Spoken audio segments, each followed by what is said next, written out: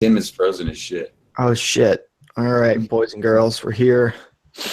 Normally we do this on EN187's channel, but he fell into a vat of boiling oil and he's dead. So I'll be doing it tonight. I think he'd be better though. He'll come back.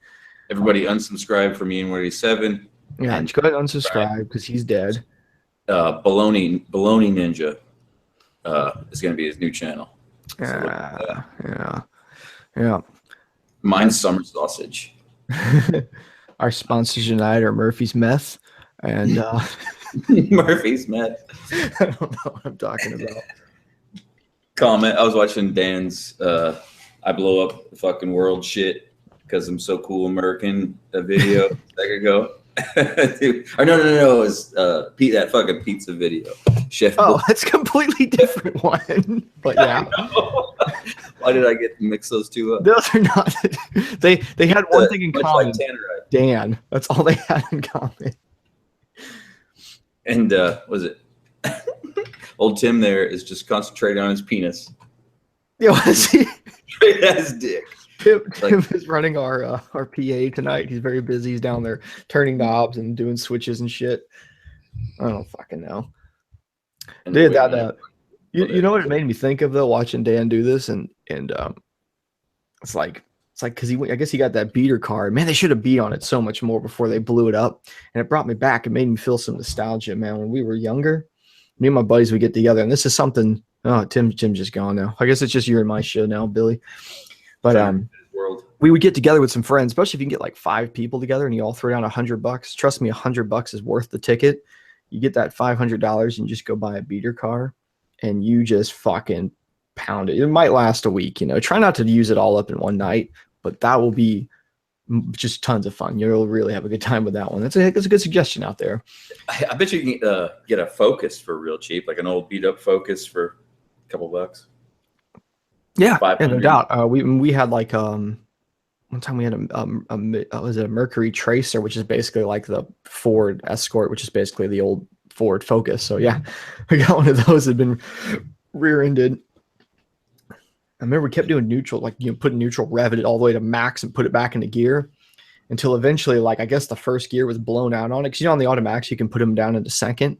Mm-hmm. If you put it in drive, it would just make these weird noises and jerk a lot. So you'd have to put it in second, and get up to speed, then put it back into drive. You rarely see that anymore, man. A car with like where you can go below like drive to. Yeah, my car you can put it over into like a manual mode and click like a little button. And I had to show my wife that one time, and it just confused her more than it made sense. Like we were going down really like a steep hill, and the car kept hitting the brakes. I'm like, if you just do this thing, you'll put it down like in third. And she's like, that doesn't make any sense. I'm like, never mind, fuck it. I see this conversation's going nowhere fast, so I'm just gonna give up. I don't know. I used to fucking do what was it? Fucking power brake burnouts for a long time in my little Baron with the top down. And I thought to myself, dude, I'm so cool. I can even do this in the gravel. It's easier in the gravel. Oh man, dude, I my first car was a Mercury Cougar, and I guess it sucked. It was a '97 Mercury Cougar, but it was rear wheel drive, so you could do a big power brake. Holy shit, 666. Awesome. You guys went through the Viva La Bam stage. Yeah, dude. Well, I mean, he was probably doing horrible shit before then, even then too. It just meant we didn't have cameras. He did, But thanks, by the way, man. Thanks, Max Boots. Devil's Night. I didn't even think about it, man. Is it, or is that tomorrow? No, tomorrow's Halloween. Is there a difference, like Devil Night tonight and Halloween? Devil's Night is the night before Halloween, and it's for real mischief, like vandalism. All right, I'm gonna end the stream, guys. I'm gonna go fucking burn down my neighbor's house. Burn shit down. Fuck shit up. Yeah. Man, we not really. Everybody in the side chat, we do not do that. Dude, I'm about to put Informal Llama on a fucking timeout. Who's texting me? Oh, yeah, it would be. Very funny guy. So I thought it'd be funny to text you. Well, there you go, Bubs. You got it. You got it. Talk to Mama in a minute. Right. Yeah, I know. He was in town, man. Now, what other mischief can you get into, man? We used to do all kinds of dumb shit. we would jack entire shopping carts, like, and you know, like, you know when you cart bowl them, when you hang out the window and you get them going fast and you run them into shit, right? Cart bowling. Well, yeah. You hold the shopping cart out the window of a car and you get going real fast and you run it into stuff. I'd never done that, but oh well, that was the thing, right? But Tim can't make this work. But we were like, let's step it up, right? You know, we never could just, you know, do it on one way and be happy with it. So we figured out, it's funny when you start getting them over 60, 70, but they start to wiggle around a bunch. So it actually worked best. It would work best if you got into a bed of a pickup truck and you had 2 to 3 guys hold it while you hang out the side. And then you get up to like 90. They're trying to move, but you're kind of holding them. And then you just let them kind of go into things. We would hit curbs and it would shear the wheels straight off. And they would just go flying. It'd smash trees and wad all up. That's better than front-wheel drive car with McDonald's trays. Yes, for that is a fucking good one. That is a good one, man. Put the e-brake up and you can just do the best drifts you've ever done. Am I alive? Can you guys hear me? Finally. Yeah, it's the greatest view I've ever had. Looks like you're sucking us off right from this angle. It does look like you're fucking hacking a website or jacking off real hard. I'm about to take the CRX apart, man. Fucker right in the pussy from Canada. Well, thanks, Bubs. I like the sense and the numbers y'all come up with these things. 69 on the end was a good touch. Appreciate that. Well, at 269 Canadian is like, what is that, $1.50? Wait, is it something like that? I don't know. $1.80 blowjob. I'll take it. You can't fuck her in the pussy for $1.80. But he might be able to get a blowjob. Does it, like, you think through the super chat though? Like, you think that works like the same rate through Google and everything? Like, do you think Google's taken 45 or 48% of that? I don't know. That's a good question. I think. Absolutely. All right. Well, now I got to mute my phone, guy. I think super chat takes 30%. I'm pretty sure. Tim's about to put that across both battery terminals. Watch this. It's gonna be great. Get hot real fast. I know that. Battery's way down here, man. This is an old school bike. Old school super bikes have actual compartments where you can put stuff. Like, look at that. I almost got my whole arm. Tim, can you put your head in there? Damn. Sorta. No, not really. You could smuggle a pygmy across the border. You know, us musicians, we all have big heads. So. Oh man, cooking meth with Dan. Yeah, dude, they were. He was hauling ass in that BMW, kind of running into a puddle and then like slightly into a tree. And the whole time I was like, man, let me loose on that thing. Yeah. I'll run it into a puddle. I'm like, oh, come on. Put to the floor, pull the emergency brake up, see what happens. Just let it out there. You ever been in a car that rolled? It's not that bad.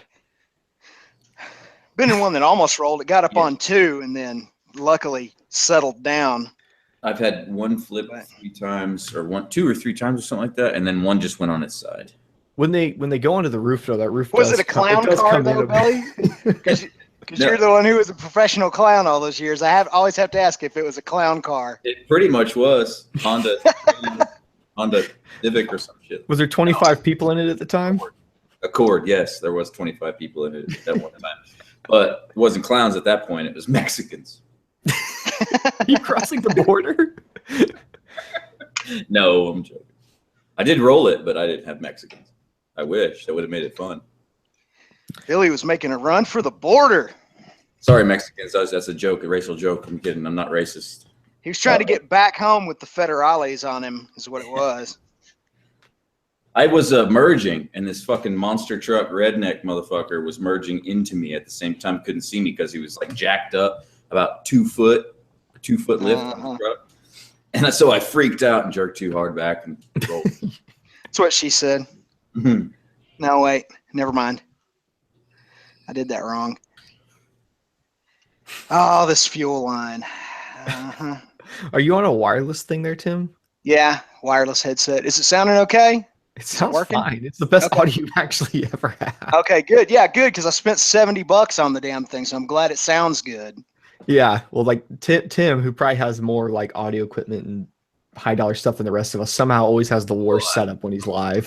It's because I use these freaking laptops. That's what does it, man. The audio circuits in these laptops are awful. I don't know, man. I think it's just because you overcomplicate it with too much stuff. I Some do, things yeah. need to be simple. I tried. I got to run it through the mixing console and through the Pro Tools machine, and then that's like when I'm trying to make an audio setup for my cameras, and like I got to jump through all these hoops, and like everybody else can just be like, I just bought some $3 mic on Amazon. I don't know, it works great. Works great. I can go 150 miles an hour with no exhaust. Everyone can hear me.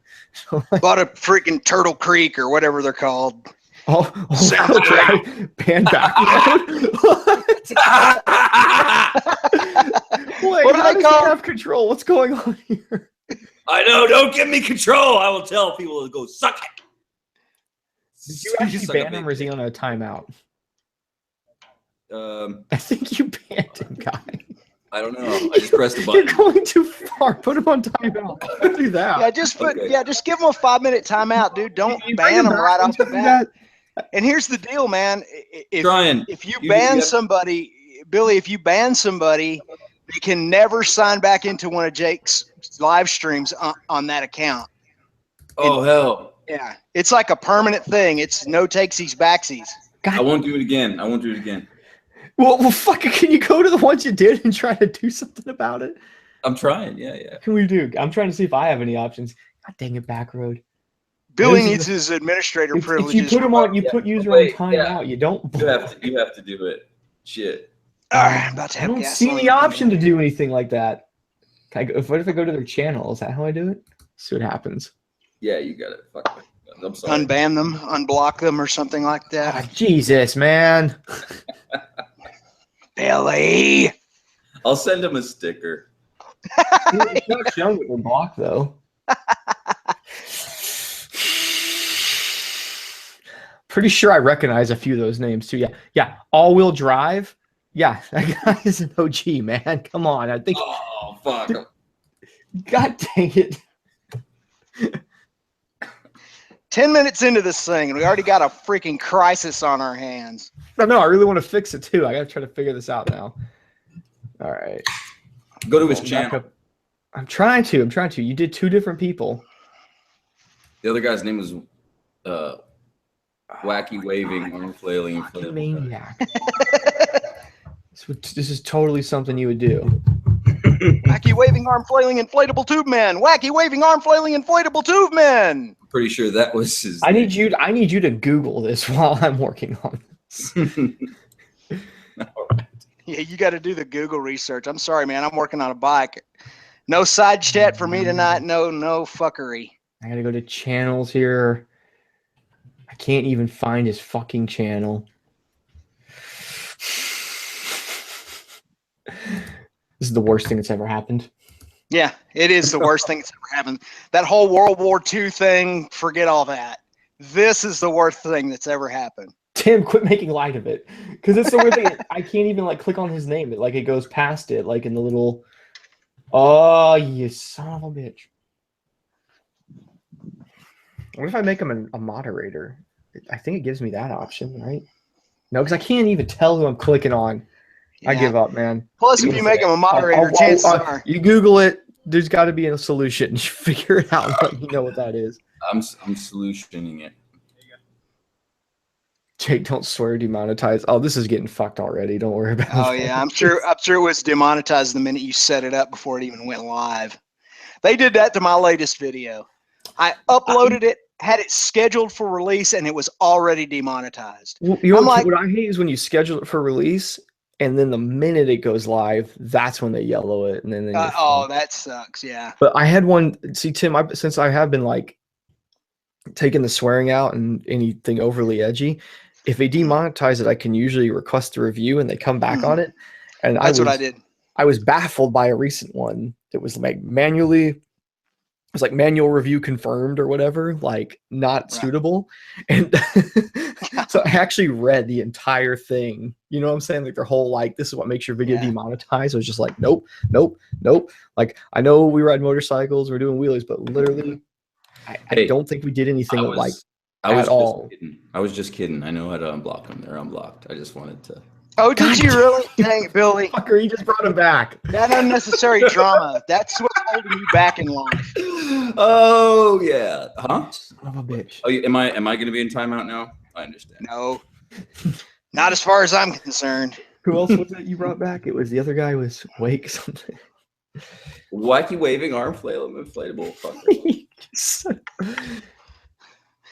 Al Harrington's wacky waving arm flailing inflatable tube man. Right? Am I leaving something out? I might be. I think that fucking that scene in Family Guy totally sold billions of those fucking wacky waving. Oh yeah. I see them everywhere.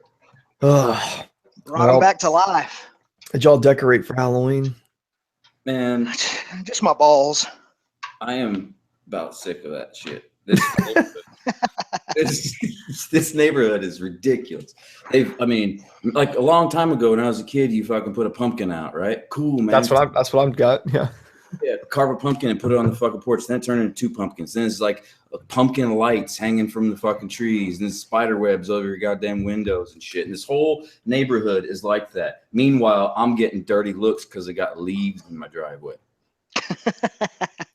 I mean, you could just go like get a couple like pigs from the butcher, just like cut their heads off and stick them around and spread the guts all out. That'd be pretty fucking fuel gauge sensor. Yeah, fucking fuel gauge sensor. Is that thing even fuel injected, Tim? It is not. That's why I have to take it apart to rebuild the freaking carburetors again. Well, not rebuild them, but I've got to clean the jets again. Do you have a sinking tool? I do. I have a mercury manometer. Oh, okay. I don't even own one of those. I've had mason jars and some water.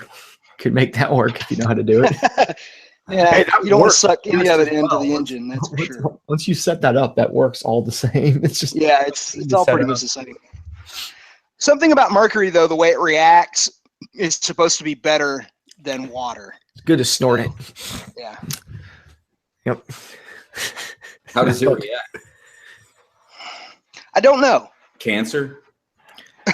Well, it is mercury. A little bit. Make you mad as a hatter. Oh man, I wish Spicy 110 was making hats instead of clocks. It's still hilarious that he's a British clockmaker now, but he really? That is cool. Awesome. Yeah, if he was a haberdasher, he's gone hard in the paint with that, man. he's making hats. It's freaking haberdasher. Or not hats, sorry, clocks. He's building clocks. Oh, clocks. Oh. Yeah. Oh. I saw a thing on Reddit where they said they were talking about what's your favorite timepiece and what's the best one to use. And one guy said, my favorite timepiece is my phone because not only does it keep great time, but it's the timepiece I have with the most porn on it. Well, that's true. This is a weird drink right here. I wanted rum and I wanted some of that like energy stuff you squirt in there. And all I had was root beer to add in there with it. So I put a little splash of root beer in there with it. It's not flavors that go together at all. That's a new one, man. Fucking weird drink. What would you call that? Shit. I call it shit. Jack Sparrow float. I'd just go with shit. But it works. Jake, I wish I could show you this freaking sensor switch. There, I got it. Victory is mine for the moment. Now, here's the real question. You get the tank off. Do you have a place to put it? Yes, I do. I already thought about that. The son of a bitch is full, too. Most people get the tank off, and they go, oh, fuck. And they walk around what are we going to do with it now? Yeah. Trying to kick shit around and put it somewhere. So true. Horsepower. Hey, have you had the tank off your FZ07? No, not yet. I have not taken anything on the top. It wouldn't even matter if it was full. It's fucking like not even quite 4 gallons. It's like this fucking shittest little tank in the world. Oh yeah, dude. I got a fuel warning light on this thing on the FZ07 a couple of days ago. You know, when it goes to E and it just starts blinking and counting the miles back up. Yeah. Yeah. That's like, when I go to gas. Crap, it's almost out of fuel. It held 2.5 gallons. And had a full tank. Yeah, you can go a minute on that thing. I've probably gone over 10 miles with it saying that before. It will start to stutter when you do wheelies when it's doing that. I thought the street rod was out or some shit, but it came on. It didn't have like a mile countdown, I think. I can't remember. I like how my wife gets real freaked out about that, like in the car one, because the car one, you know, like they've still got the fuel gauge like this, but nobody pays attention to that now because it gives you that thing like 300 something miles till you're empty, right? And I mean, I don't know if you've ever seen the videos where people like take these cars, they'll take them past 0 and go like another like 50 miles before they'll run out, you know? Mm-hmm. And so I'll let it go to 0 and be like, look, wife, look. And she'll get so panicked. And I'll drive past gas stations. I'll be like, don't worry, we're going to go to that one. Oh, shit, we missed it. Oh, and she's like, Jake.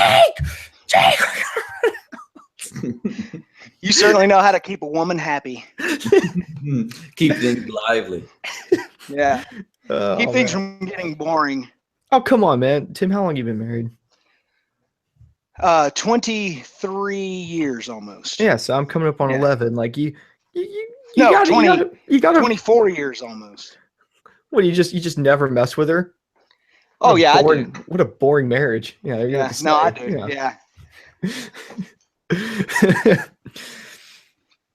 Oh, I'll like pull the pumps and start just driving in circles around. Well, we missed that one. Let's try again. Oh man.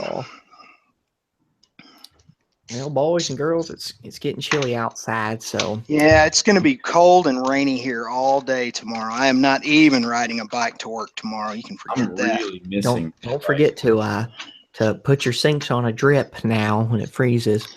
Mm-hmm. Actually, there are certain times of the year out here in the western part of Texas where you kind of do need to do that. Or if you have a water well, you need to make sure it doesn't freeze up. It can get cold out here.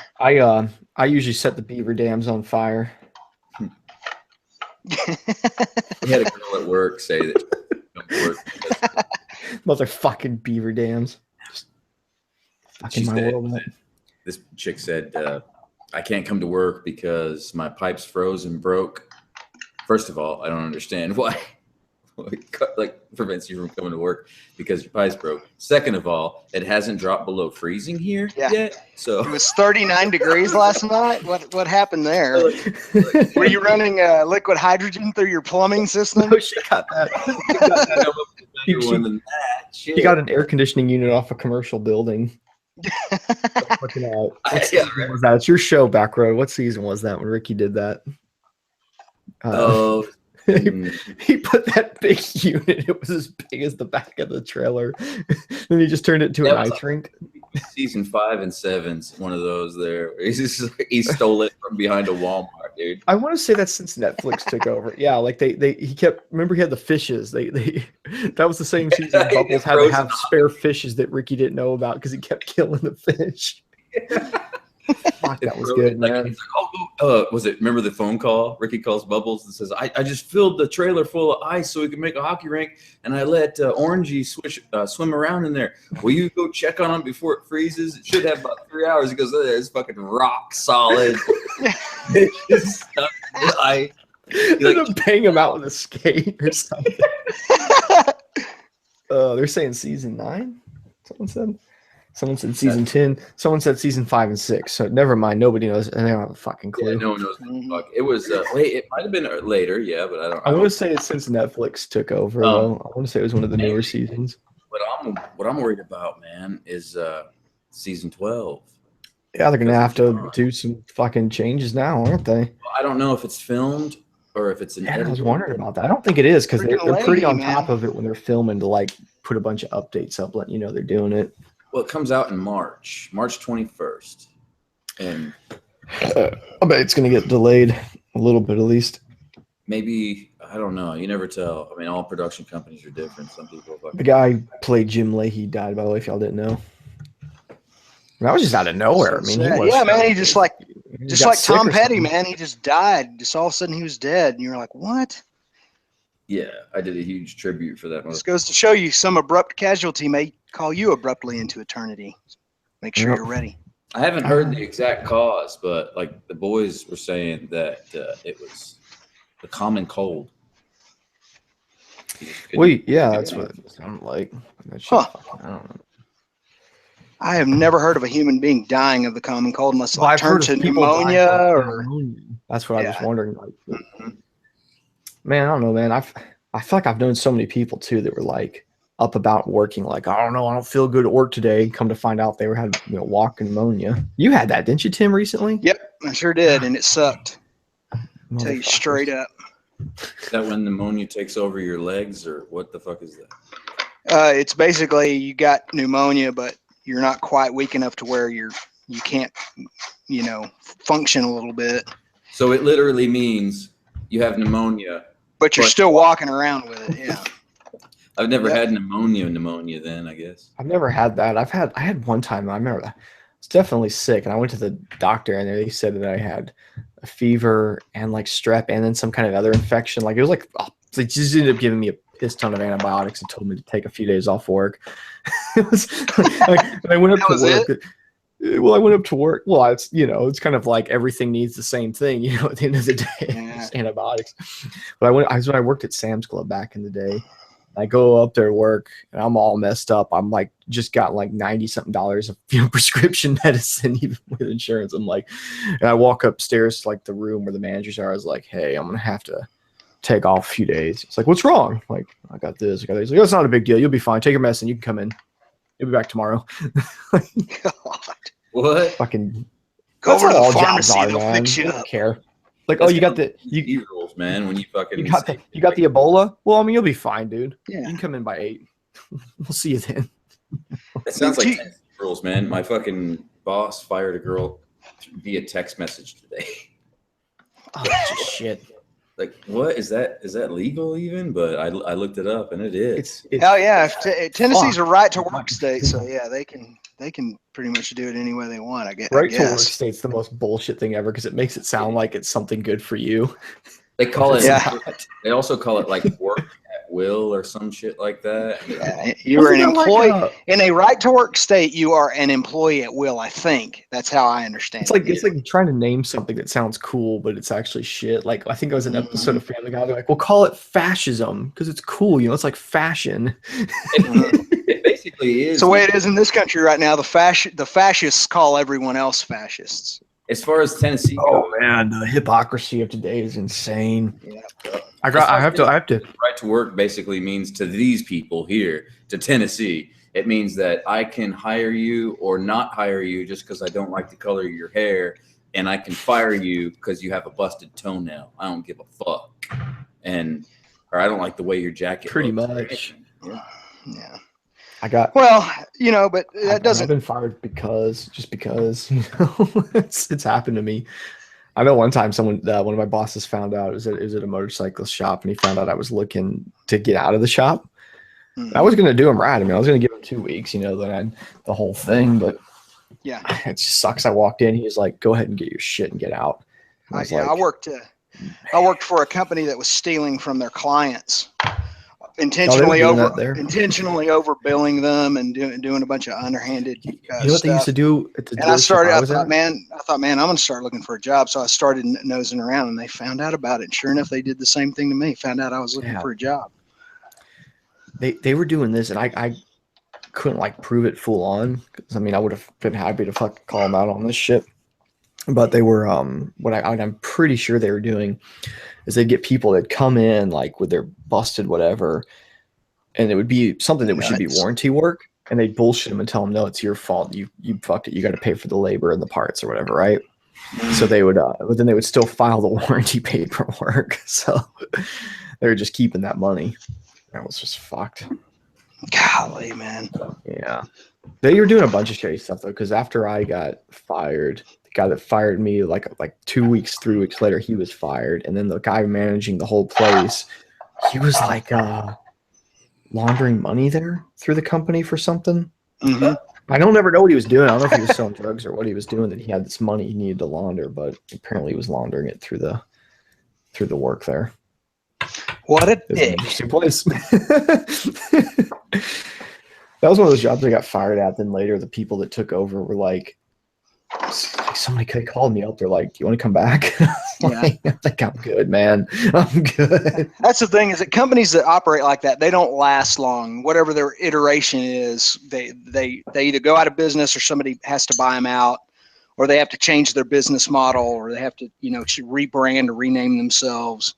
because you can't doing business like that. You will not thrive. Yeah. In most cases, there are of course exceptions. They're under a new name now too, and it's a whole different company bought them now. They're okay. The people that run them now. Yeah. I won't say what the other company is because there is still a few branches from the other place left, and just leave it alone. But yeah, there's some fuckery in there. Oh man, I haven't had this thing apart in a while. You think you have a clean motorcycle until you start taking it apart, and once you start taking it apart, you realize that it's filthy. Well, yeah, because you can't fucking get in all those places. I thought I dropped out of the stream or something. I'd like made that statement. No, he's just typing stuff in back road is gone, I believe. I mean, he's here. Oh, okay. He's turned his thing off, and I'm not hearing from him. Man, this stream's gone to shit. Turn it off tonight. No, I'm just kidding. That sucks. There's just three of us, man. What happened? We had a thing going for a while there. Yeah, well, I think just a couple of things is that some of the regulars just flat dropped out of Neil's. Like you never see arson anymore in it. You don't, it's and then there's Sub D a long time ago he got to where he couldn't do it anymore. And then the last couple of months, man, Neil has had hell with his internet connection. We'll get in there and do a 10 or 20-minute stream and it dies. Yeah, it's like he's got that old school internet where you have you're paying by the minute that you're like online or whatever. Remember when they used to charge it like that when it first came out? America Online. Fuck kind of stuff. Yeah, we had that, dude. Dial up. That was the worst system. Like, who thought that was a smart way to charge for internet? But we just did it because we're like, oh, it makes sense. You got to dial in and you're there. Like, we didn't think about data transfer. You're just sitting on a web page. You shouldn't be getting charged. You know what I'm saying? But fuck. We talked about that before. Like when the tits, you had to wait like a minute, a pixel, like bing, bing. Yeah, it's just better just to go somewhere at that point, Waiting for the nipple to show up. There he is. There's up? Derek. Hey. Yeah. One of that is no way. We'll replace one Derek with another.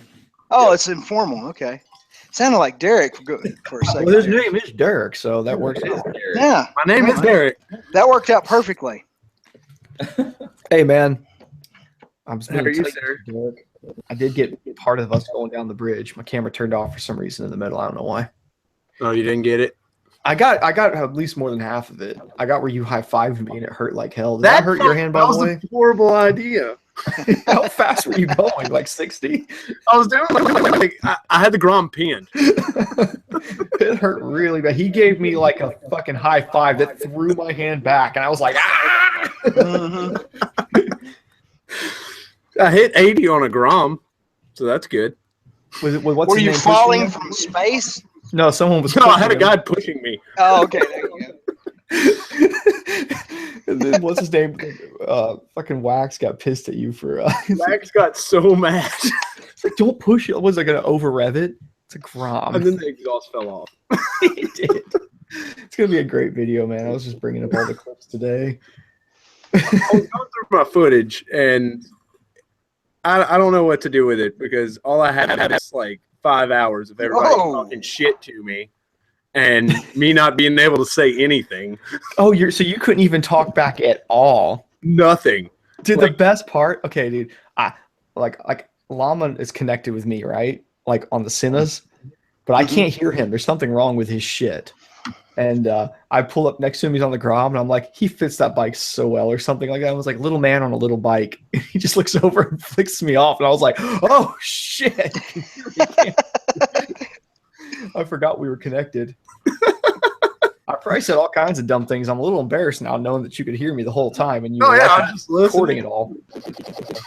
I was trying to communicate with you with like hand gestures. Well, I figured that out eventually, but for the first half of the way out there, hand jobs. Hopefully I didn't say anything horribly politically incorrect or something. I might have.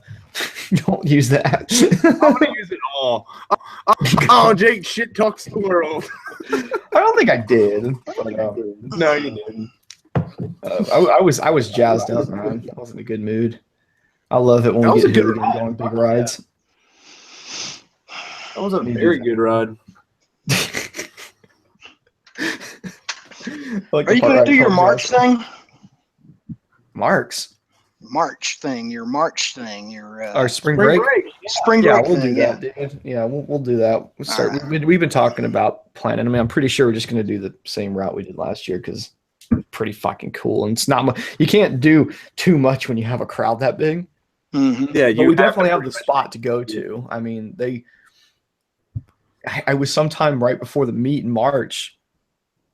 Somebody must have gotten wind that we were going to go down to that big lot, and they tried to put these little dirt mounds up to stop us, which would only stop people with like bikes they care about, you know. Like, not us. Me and Dan with his Magna and Cowie Brock, we just rode our bike straight over it. But then we went out there and like dug it out, and then it hasn't been fixed since then. So nobody gives a shit. That lot is so cool though. I don't know. That's a good setup. If they take that away one day, and I'm sure they will, we're done. Just forget it. No more good rods. That's all we got. We got a really cool lot. I would love to buy that property, but I'm sure it's worth millions of dollars in its location. Oh, you can't afford it. No, I can't. It's right there in downtown Dallas. Although I have to say, being next to the prison has got to hurt its retail value a little. That's probably why it's an empty lot. I'm wondering if it's like floodplain or something, because there is a mound up by the other side by the prison. It's kind of surrounded by two big mounds. It's right up against the Trinity. I wonder if they can flood it out if they had to. I don't see any way they could, but yeah, but then they would flood that street right there too. So that's what I'm saying. I don't know. Fuck it. Yeah, that rod's March 17th. We got the date, so it's St. Patty's Day. This guy, hey, Chris here says, buy the lot with Patreon. Yeah. Hey man, I don't have one of those Jason Patreon harder. Might need to push it a little harder there, Jake. Yeah, I don't have one of those 10 grand an episode Patreon guys. It's not happening. Two big nouns. Jake. Yeah, I said it. You heard it here first. Take that out of context, whatever. Context. What's Tim's YouTube? Tim's YouTube is Timalima Ding Dong. Timalima Ding Dong, Spaddly Bang Bing Bong. Hang on, man. I'll no spaces.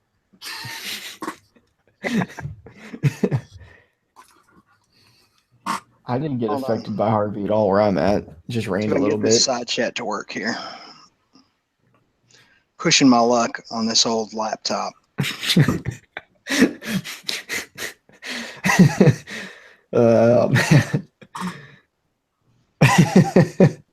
My wife had one worked on one time. It was such a piece of shit. She gets it back from the shop, and it's just like it hasn't worked right in a year, and it's spent like 2 months at the shop. And she's like, "Look, they got it all working." And she turned it at me, and it just blue screened. And I was like, "Just fucking throw it." Oh, jeez. Oh man, that was bad. Come on. Are you seriously trying to type something in the chat for this long? I'm just trying to get the side chat up. If you look in the side of our group chat, the pop-out link is up there. Oh, is there a pop-out link? Oh, thank God. Yep. Yeah. That could very well save this entire endeavor for me. Now there's not. Post it again. Repost it. Because remember, I had to dip out at the very beginning. Oh my God. And restart. Copy. Paste. I think that's it. So right before I sold that Gixxer. Oh yeah, you sold that Gixxer to a kid. Who did he come back and get his car, or is he dead? I don't know. Pretty sure he's dead. Oh no. But I was riding it up, and like parts just started randomly falling off of it. So I was like, all right, it's time to sell this thing. The thing was sold for $1,500. What? Sold for $1,500, right? Yeah, I got $1,500 for it, which I'm pretty excited. Well, I mean, at $1,500, yeah. I mean, it was funny when you guys told me, you were like, "Yeah, we're gonna go home and sell that Gixxer real quick." And I'm like, "You mean you're just gonna sell it real quick?" And I saw how many people were trying to buy it, and I was like, "Oh, that's gonna be sold."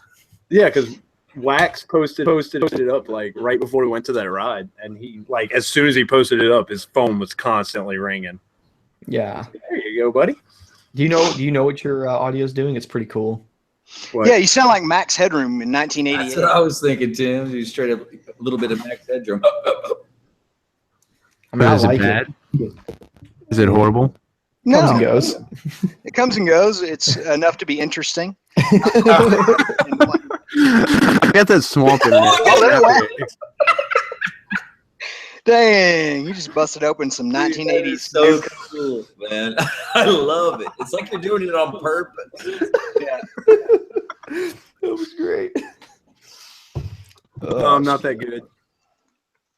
Yeah, man. You're we need to get you're doing it on purpose with your own voice, aren't you? Fucking expert. Max Headroom lives. No, we need to get all the guys together. We need to buy some we need to buy a couple beater cars. Take them out to the woods. Do something with them, man. Have some fun. I was always thinking too, it'd be fun if a bunch of us went out to Dallas and tried to go in on a bunch of them at once. We could probably get them cheap. Some of those like 50cc scooters that you can buy brand new for $300. Oh, the somehow Chinese ones? Yeah, they're somehow street legal. Yeah. The ones you don't need a license or like insurance to drive? They say that. They say a lot.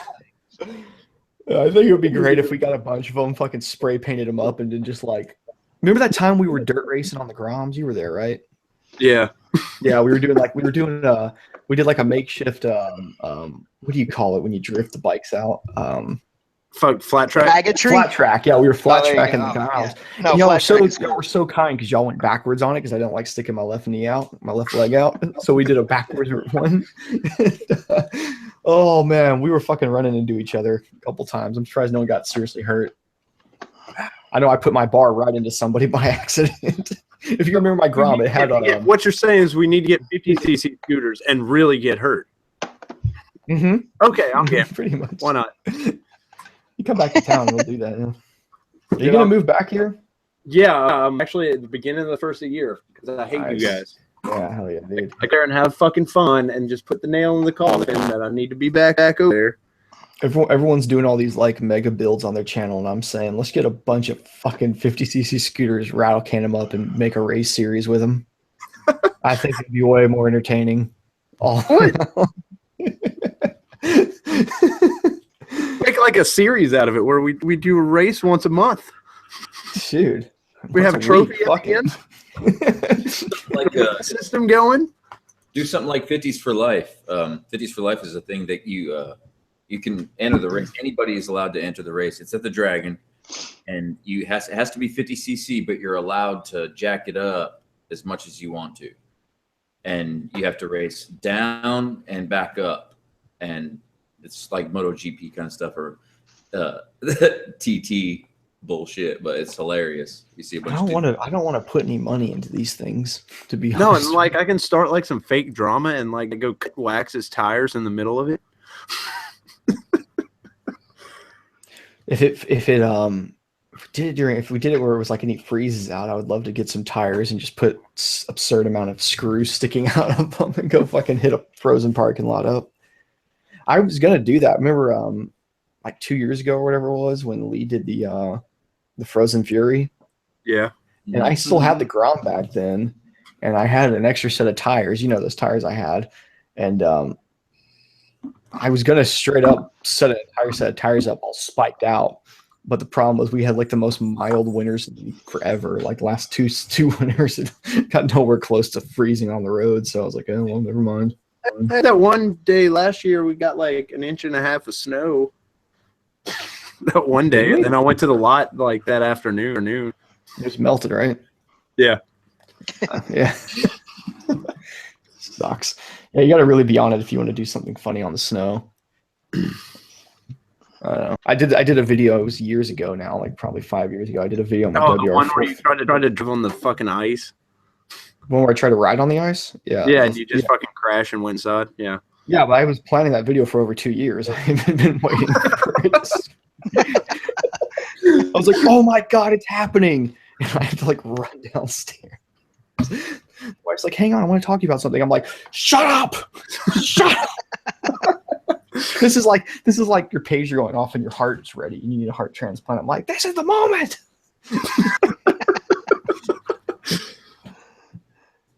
5 seconds of video. You got things like that you plan so far out. Like those are unknown things. You know what I'm saying? Like you're just like, oh, you know. If it ever ices this one time, I'm gonna take my bike out and crash it. I also was gonna had some plan and ended up not doing it for whatever reason. I was gonna like hook like you know when you get the sparklers but they do like colors, like new ones that do like blue and stuff like that. Mm-hmm. I was gonna do a blue one, a red one, and a white one. I was gonna zip tie those to the back tire of the Grom, light them, and just do a big burnout and have them just shower, you know, red, white, and blue sparks everywhere. Yeah, that would have been awesome. Yeah, but I was all down for it. I was like, I don't care if it scratches shit up or burns holes in the paint. But we couldn't find them or something. I couldn't find like blue ones or something dumb where I was like, well, fuck it. I'll just set my WR on fire instead. I did do that, yeah. Yeah. I wonder if I could send that bike's been on fire twice, and both times were on video. The first time people don't catch it very well, but I had one of those carbon covers covering the power bomb on the side. It looked cool. But when you off-road, leaves and shit would just pack up in it and catch fire. I was routing, I was like, oh god, I just stopped and like threw dirt on it. This is not camera right. You can barely see what's going on, so it just looks stupid. I don't know. Just see some smoke. Forgotten how much I hate taking this airbox assembly apart. I should just put some freaking pod filters, pods on this bitch. That's what I need to do. But then I'd have to rejet it. And have you seen what's his name? Always has a bunch of silly videos about him. Y'all watch what's the guy who does the fake tech videos? Oh, Ichiban. Have you seen all those ones about pod filters? We've got several about pod filters you should check out. They're all really great. Oh, they're all wonderful, dude. He's got a fucking... They seem realistic. There's definitely people that have watched those and followed it step for step. Yeah, like, oh yeah, genius. Dude, Ichiban won my 10K giveaway yesterday. Did it really? All right. Or yeah, well, second place. You're getting $10,000 now, right? $10,000. Wait, what? What? Nobody called me? It's not really $10,000. Didn't watch you fucking camelid split hoof.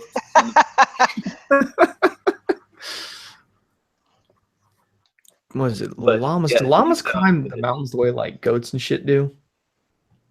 What? No. I saw this video where eagles were dragging goats off of cliffs, killing them. Jesus.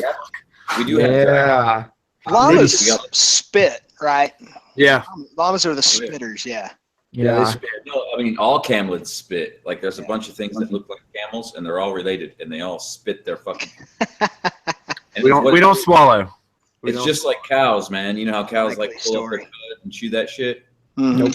Camels do the same thing, but they use it as a defense mechanism because it stinks. Well, we should just put them all in a big Ziploc bag. But that's why that's also fresh. That's also why their shit is in nugget form, because they puke it up, chew it, and swallow it back down a lot. So it turns out cud chewers. Yeah. That's a thing. That's why, dude, you guys, if you ever like shit balls, I know you guys have like little balls. You're like, what the fuck is this? It's oh like, yeah, once every fucking pebble poops. It's because in your sleep you were puking that shit up, chewing it, swallowing it back down a lot. Wow. Well, Tim, you told me that. You taught me that. I probably did. Via Snapchat. This is the weirdest drink ever.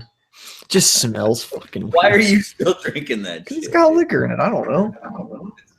So awful. You don't want to waste good rum just because you put the wrong mixer in it. Yeah. You should at least waste it because you fucked it up. Liquor abuse. You should alcohol abuse if I didn't drink it. Get your oil plug and get it over with. Make a new drink. Huh? But chug the fucking God damn it. And I think you're echoing through llama. Oh. Could be. Llama. Oh, did he fix it? There you go. There now. It's definitely llama. Now we're back in business. Yeah. Well, what about now? Am I echoing? That's great. Okay. Let's see. So we've got buy a shitty car and smash it, or buy shitty scooters and smash them. What would be better? Y'all comment in the fucking I think chat. the scooter idea would be better.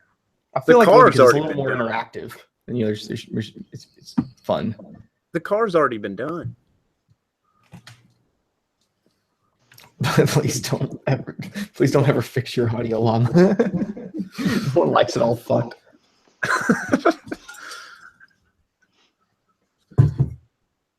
Yeah, I think that'd be a fun thing to do. Get everyone involved. I mean, if we can get them like on a good deal too, like we'll see what we can get them for. Hell, there's probably some on Craigslist for dirt fucking cheap. You know, I'm sure people get them. If I left this, we got college towns right around here where they probably, you know, people bought in the real bad shitty ones, and you're just. I left the scooter at my old apartment under the stairs in the garage. You know that little hidey hole. Did you just leave it there? Yeah, I just left it there. Jesus. I left my wallet in El Segundo. Well, that's the same thing. Yeah. You guys don't remember that song?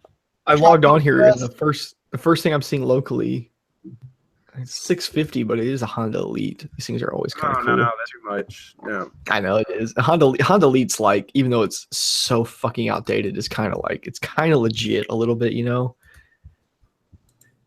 Oh, we need something shitty. What are those like fucking knockoff Groms go for? They're reasonable. They're like, I think a few $100. Like I think you get one under 1,000. So here's a guy selling a used 150 for 400. So you probably get it for, you know, a little less. Needs battery and starter switch. Runs good. In other words, needs battery and something metal you're going to arc across this starter solenoid. Yeah. Need a screwdriver. No title. No title, but we'll provide bill of sale. Nah, bitch, you're taking 200 for it. Then you're not getting 400 for it. Yeah. But I will give you 200 for it. I started a 1997 Ford F-150 that way for 2 years, crossing the solenoid with a fucking. Actually, I think Llama, you were probably on that ride when I was starting Ray's. Ray had that horrible DRZ for a while. Remember that? What, that fucking one that was all multicolored and shit? The one that was like, it had a big bore kit in it, cams. It actually had like good power parts, but the thing looked like it had rolled down one too many hills. No, that was before I moved out there. Oh, that thing was so bad. It was so rough. And we were at the LA River of Dallas, and we were down in the bottom of it, and like he couldn't get it started. And everyone's over there like messing with it for like 30 minutes. And finally I'm like, and you've seen it on rides where I'm finally like, oh, fuck, fine. I guess I'll go fix it real quick. I just walked over to it, looked at it for a minute. I pulled my knife out and started it. And he's like, oh, fuck'd you do that? Like, just take your fucking key and stick it here when you want to start it. And then he had it like that. I think for the rest of the time he owned it, he never fixed it, which is a total Ray thing he would do. Dude, I'm looking at this Kimco 250. It's 600. We might go for less because it's a fucking 250 and it looks so ugly. Dude, it's awesome. It's got like I'm straight up just gonna get a freaking mobility scooter. There's one on here. Yeah, man. Dude, I found one for like $150. I can't pass that deal up. I wonder if you can jack up a grocery store, like Handicap grocery store cart. You know, like that's what mobility scooter. Never mind. But put the cart on the front of it. No, the basket's definitely gonna go on there. I might replace it with like a fucking like little pink basket off of a bicycle. You know what's gonna happen though? You're gonna like we're all gonna get these, and like Shane's gonna get like one of those electric razor ones. He's like, it's cool, guys, and we're just like, no, dude. The recreate ET. We're all like really into it. Shane just pulled up. So guys, where the fuck have you been? Oh look, no, have you seen there's some of these on here? They're like 3-wheeled mobility scooters. I gotta put this one in the I'll put this one in the actual like main chat here, and I'll put it in the else chat here in a minute. Like one like this. Like this is some point I was gonna show up with something like this. It's like no, very fast. Yeah, that's what I'm talking about, man. Think about it. The basket on the front of the Jake, you fucking ride it, And then, and Derek, you're in a fucking basket in the front, wrapped in a red blanket, and then like show you guys going past the moon. I just want. Oh God, there's one of those ones that's got like the big. No, this thing right here, man. This fucking thing. They're so ridiculous. I so want one of these. Dude, we can take look it at off this the one I just jump posted. back. Dude, look at this one I just posted. Oh shit. Dude, I seriously think I could hit that jumping maximum with that. Oh, the double in the back. Yeah, the fucking tabletop. That's like you can't even eject on this, dude. You're gonna fucking hit your head like that. But if it rolls over, I'll just keep going. I so want someone to get something terrible like this, so you just fucking shit kick the hell out. I want to kick someone's top box off because you know all these things come with top boxes. Dude, imagine if you did loop a stoppie in that thing. Look at the way the roof is angled. As soon as you like did the first like 180, shoot up into the air. Like look at this link I'm putting up now. This is what I'm talking about. This is what Shane's gonna get. This is what he's gonna pull up on. This is the guy Shane's gonna get. Oh God. He would, and he would be sipping on like some fucking pumpkin spice latte bullshit. Is that a fucking Power Wheel? It might as well be. It's a Power Wheel scooter. No, and he would have WR44 written on the side of it. Probably, man. Or the Some of these exhaust from a WR on it. Some of these are just too much, man. Some of these are like, because I've done this before. I'm looking at them here, and I'm looking by owner, and what I'll do here in a second, I'll switch it to by dealer, and you'll find brand new ones that are costing as much as these used ones are. Yeah. That's always this the one's problem. like $100. You can't really pass that up. I mean, I found here's a 150 for 400. It's an 08. Watch, I'm gonna switch it to dealer, and there's 700 for brand new 150s. So that's where I'm saying I'm like, at that point, fuck it. I don't know. Like, if I buy a new one, I might want to keep it all nice and shit. Join a scooter gang. Go hang out with Speedo and do wheelies. You're gonna be a mod. Remember the mods from the 80s? Mods versus rockers. They're from the 60s, not the 80s. Dude, yeah, Llama, we'll go to like the thrift store and we'll get like suits and shit, and like fucking trench coats or whatever they wore. Isn't that what they did back, Tim? You guys, you're old. What do they do? Yeah. Sorry. They said no. Okay, yeah, let's see. We're just gonna basically be that Macklemore video. You know what I'm saying? Yeah. Here's trench coats were like Grom. 40 noir or something like that. You get those knockoff Groms for $1,300 or so. I'm seeing a few of them on here. Oh, here's they got that one thing on here. Someone was pointing this out to me before. The Kimco Spade 150s, $3,000.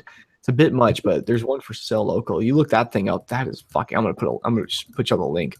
This is a cool looking bike for like a fun bike. Didn't the knockoff Groms use the same motor, and it's just carbureted and not fuel injected? I mean, I'm sure it's just a pit bike motor because the Groms are a pit bike motor essentially. Yeah, it's a pit motor. Yeah. The thing that sucks though is because the Grom is like a fuel injected one. You couldn't swap. That actually looks kind of. It would create a bunch of problems. Where if you had the carbureted one, you could just buy a mean engine and just stick it in there for like $500. Yeah. Yeah, dude, that Kimco Spade looks pretty cool, doesn't it? Yeah, it looks pretty pimp. Like if someone told me they were in the market for like they're about to buy a Grom, and out the door them things cost you like closer to $4,000. Yeah. I'd be like, dude, look at that Kimco, bro. You know what's cool about the Kimco too? It's got a rear drum brake. You know how easy it is to put a drum brake, a handbrake on a drum brake? Yeah, it's just fucking like use $20 a bicycle or something. Super yeah, cheap. use a bicycle brake. Oh man, thanks, dude. Jake, I found the Sony. Oh man, I'm glad you found that, man. That's a good camera. I like it.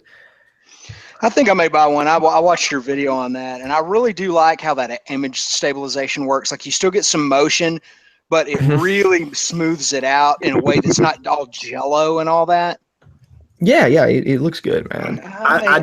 My honest opinion on the trails, I don't like your video on the trails. Why? It's because it's too smooth. It's way too smooth, and it's kind of like nauseating. I've heard that. I used to like it. Stabilize like when I first started on this these things, the Sony Bullet. What do you call them? whatever the stabilization does. Like you can see the helmet turn. Yeah, that's why I said you can't get the helmet in the shot. Yeah, that's you what gotta Moto used to do. He used to have that Sony, and he had the helmet in the shot, and so it was a constant weird gyration where his helmet was making these undulations, you know, in response to what was, I don't know. You know what I'm talking about. Helmet was undulating. His helmet was undulating sexually. Well, I was just making like little noises and they're going,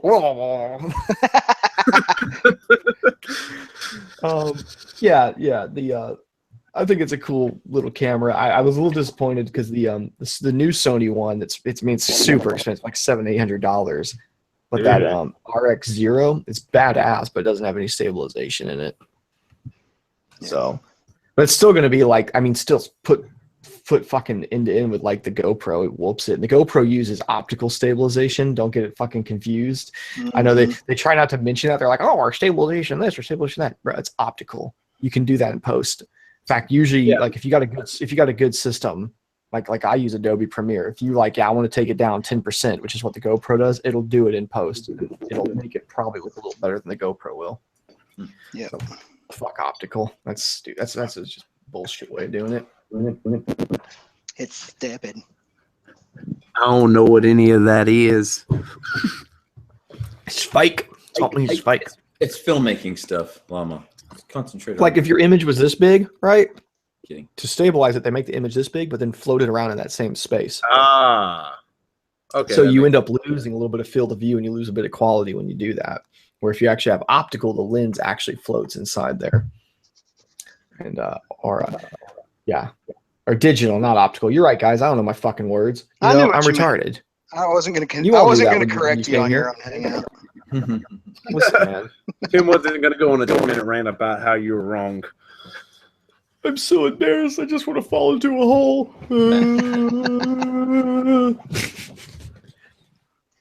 This hat smells good. It's got that new hat smell. Look at that. New sponsor, boys and girls. IXS. You'll be seeing their gear real soon. They hooked me up with some nice shit. Nice. Yeah, I was happy. Because I wasn't sure. You know, I was like, this shit better be fucking good, damn it. And it's nice. It's nice stuff. And they had my favorite color. Gay pride yellow. Mm-hmm. But they did. Look, I'll grab one of them. I'll grab one of them to show you. It's not bad.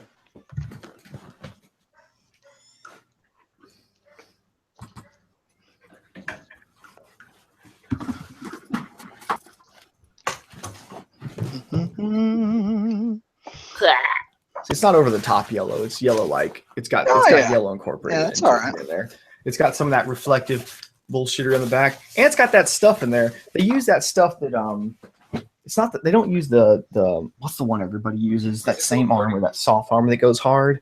3130 or some shit. Like D03.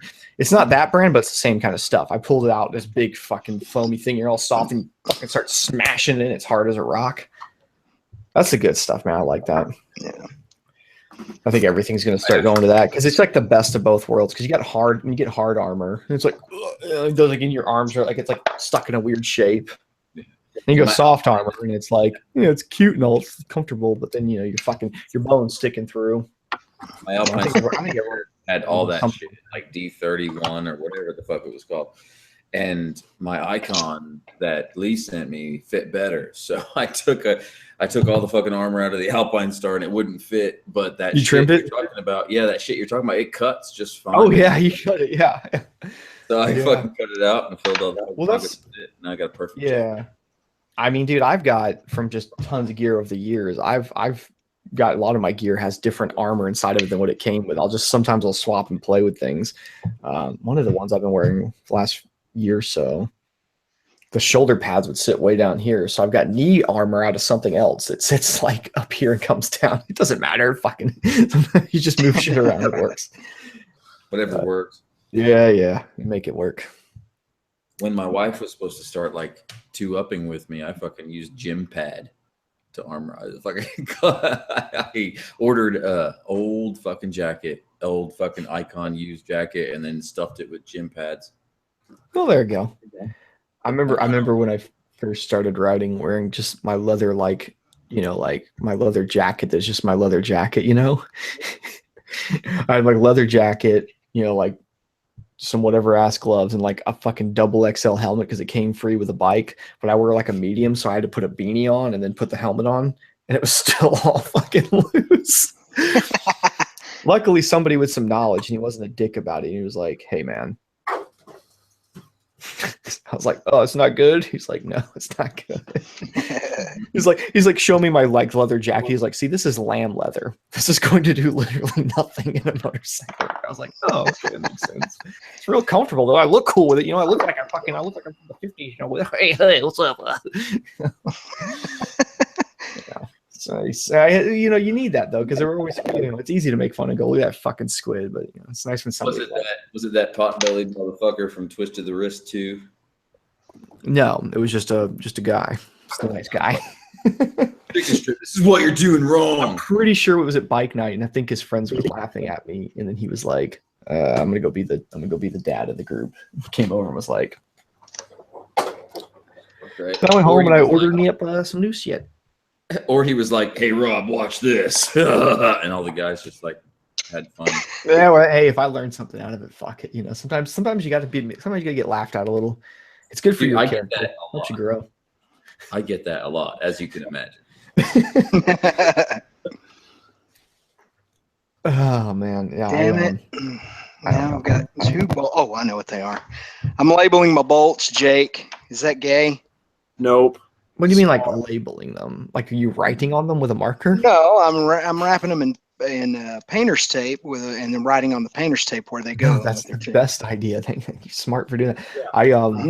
When I was wrenching on bikes all the time, I used to get the egg crates, like the big ones that holds like a what is that, 12 by 12 or whatever, Is that a gross?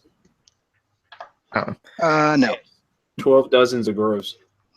12 dozen, is a gross. I would go with that. I don't know. It was a big thing of them, but anyway, those are really good because you can put the bolts in the thing, and if you need to, if they're cardboard, you can write on them, and then of course you can only write on them like 1 or 2 times. Yeah, it's fucking covered. But a lot of times, if you just think about the way things came apart, you could just do. Yeah, and then it would make sense when you would just go to put it back together because you'd reverse order it back out, and it would all work. Yeah, that's kind of what I've got them labeled in there in basically the order that they came off in reverse, of course. Yeah, the worst is when you take it all apart, then you have to order something weird, and like weeks go by, and then you go out there and you're just like, "Fuck, why is this bolt longer than this one?" I don't know. This bike is kind of my winter project in there. I mean, it ain't going to take me that long to get. I mean, I'm kind of getting tired, and I don't want to do this anymore. Tim's getting tired. I mean, he's gonna. I mean, I want to hang out with you guys. I'm getting tired of dicking with this bike, but so I'm probably going to completely different way with that. I'm going to stop this. Tim's on his way out. Yeah. I've been on my way out for a long time. Yeah. Remember when I got that Grammy nomination? I'm playing clubs again. Something went wrong. Remember when Billy was a circus clown, and now he's doing other things. Now he's trying to motovlog. What's wrong with us? What happened, Billy? Oh well, life happens, man. You just got to age gracefully, man. Nah, you gotta get all busted up. Means you had more fun. True. Yeah. How many things hurt on you? That means you're winning. That's what I tell myself. Yeah, nothing hurts. Yeah, nothing hurts. Yeah. Everything hurts on me. I was on the phone the other day with my mom, and she said something that annoyed me, and I had my head nicked over, and also I was like, my neck's messed up. I gotta go.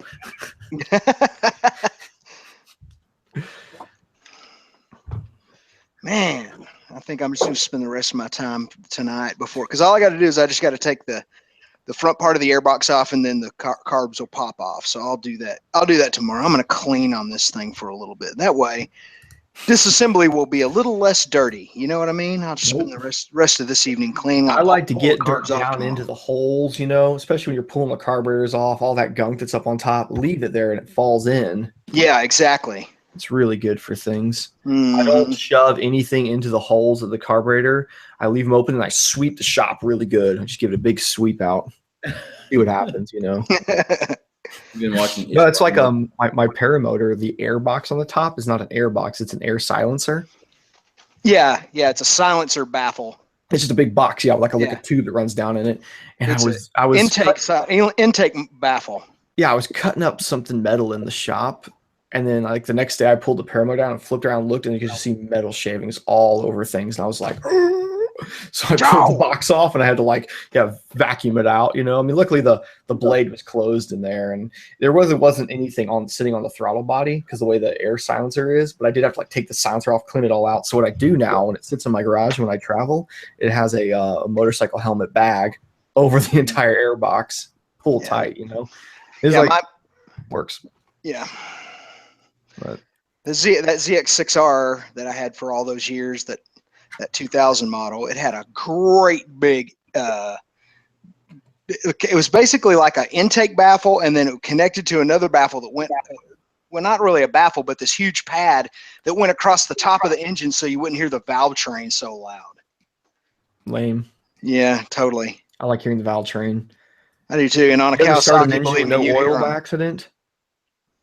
Yeah, exactly. You hear the valve train a lot. I remember did that with Mercury Cougar one time. Once he did it once. I dumped the oil. You did the whole thing. You do the oil change, and somehow you get distracted because you're also doing like 5 other things, of course. And then they're like, "All right, put the new filter." I'm like, "All right, I'm gonna run it for a minute and kill it, to fill the filter and everything and top off the oil." I'm running it, just like I'm like, this thing isn't getting good oil pressure to the fucking top end at all. So I'm giving it a little more throttle. I'm like, come on, man, come on, get that oil pressure up there. Then I remembered there's no oil in it. It was, weird thing. I filled it up and it was fine, and everyone's had an issue. And they're not under a load. It's funny what they can. It's kind of okay. You can get away with a little more. Oh, this old bike, man. We have been down a lot of roads together. Is my camera turned off? It damn sure is. You ever been down the road on the side? You've been up the old dirt road? Llama's been down the road with some bikes. Llama had the gnarliest crash ever right next to me. That was so cool. You're welcome. Loop that WR250 out hard. I was on a wheelie when you did it, right? It was bad. Like, weren't we next to each other wheeling and you just fucking... Yeah, I just ate shit. I was like, oh no. Oh man, it was bad. It was me, you, and Tommy. We were going... That's right. We were going to that protest that we never found. A protest? We can go protest the protest? Well, we're just going to show up and do wheelies around them. Hippie fag. We are apolitical. Watch us wheelie. Basically. Well, I mean, you got Dallas, and every time something's going on, there's a protest in Dallas. It seems like these days. You remember, Dallas you got can't be as bad as Austin.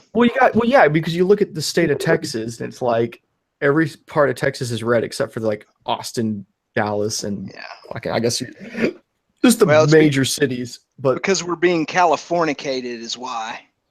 Bam! This just blows up their teeth. You're getting fornicated? We're getting fornicated. Californicated. I'm not, damn it. This pisses me off. No, but yeah, so they're just like, everyone's always up in arms about something. I don't even know what they're mad about. Apparently, I heard they may want to tear down the Alamo, and I was like, what? Listen, what? Yeah. Tear down everything. Okay, the thing is, not in Texas. Really, you got to be kidding. You will piss off every Texan. Yeah, I mean, it doesn't matter. They try to relate. It would be like tearing down. I mean, it would be like tearing down the freaking.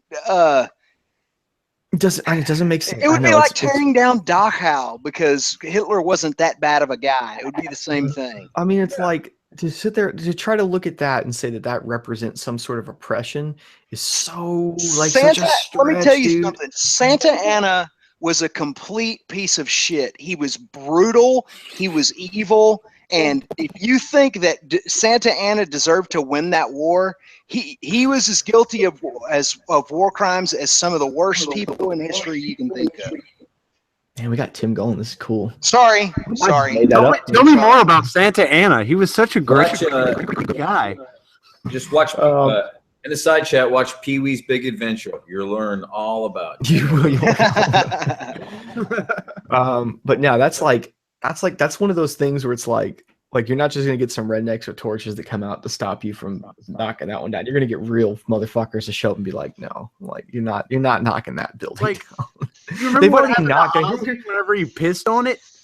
Yeah, he didn't know what it was though. I believe him too. I don't even think he knew where he was. He didn't, yeah, like when he tells that story, like I honestly believe that he didn't realize what that building was. He was just shooting. It was like, oh, it's an old wall. Just piss on it, you know. The crazy thing about the Alamo is most of it is gone. I mean, like a lot of it was just like that outer border and like some small buildings, but I mean, like there's only a little bit of it left. It's just the main part. So yeah, a big thing that it's a cool place. I've been to it way too many times. Like I'm pretty sure I could give you the tour of the Alamo at this point. Yeah. I've never been to the Alamo. Oh, it's just a thing. It's a building. There. A big thing that people don't really realize. The doors that are on there are not the real doors. There's some remakes, but the doors that were on it when it was being shot up are still in the back. And you can stick your fingers into holes. It's not even like they have it behind glass. It's like, yeah, check it out. Here's the doors that got shot up. It's kind of cool. It's kind of cool to stick your finger in a hole and you feel something fucking hard at the other end. You're like, yep, that's a ball. Give the tours for the Alamo. Sexual. I'm gonna out you as a tour guide for the Alamo. I'll do it, man. It's pretty simple. Old building, war. Yeah. Had a big battle here. Everyone died. Stick your finger in this hole. Then we came back and we beat the shit out of them with some other guys. No, and man, you'd be fired, and you want to keep your job, so you have to follow the script. When this was going on, everybody ate what's called mesa. Everybody, can you say mesa? Mesa Trigo. guys, the highest grossing movie in 1986 was Top Gun. Same year as Alamo, yeah, no shit. Stand By Me, Platoon, and Ferris Bueller. Well, that doesn't surprise me at all. Of course, Top Gun was the best movie back then. Top Gun is one of the best movies of all time. If you were gay. I find my parrot around. I really do pretend I'm shooting down people. I was in 9th or 10th grade when that movie came out. I was in 10th grade when that movie came out, actually. 86. I was 1.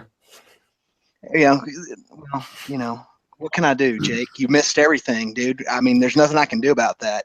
We had that was a good time. We had Back to the Future came out just before. You grew up in one of the most culturally lame eras of American Me? history. It's okay. The 90s, yeah. It was 5 years before I was born. I do my best, Tim. I can't help what was going on there. I was just a kid. Some interesting shit happened in the 90s. Let's just agree that none of us are perfect.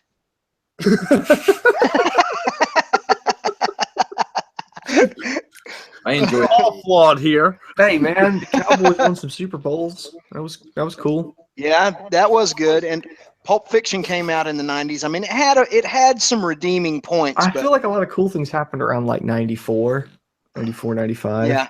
94, 95. That was the Pulp Fiction era right there. Was it? Is that when that came out? 94, yeah, that's when that came out.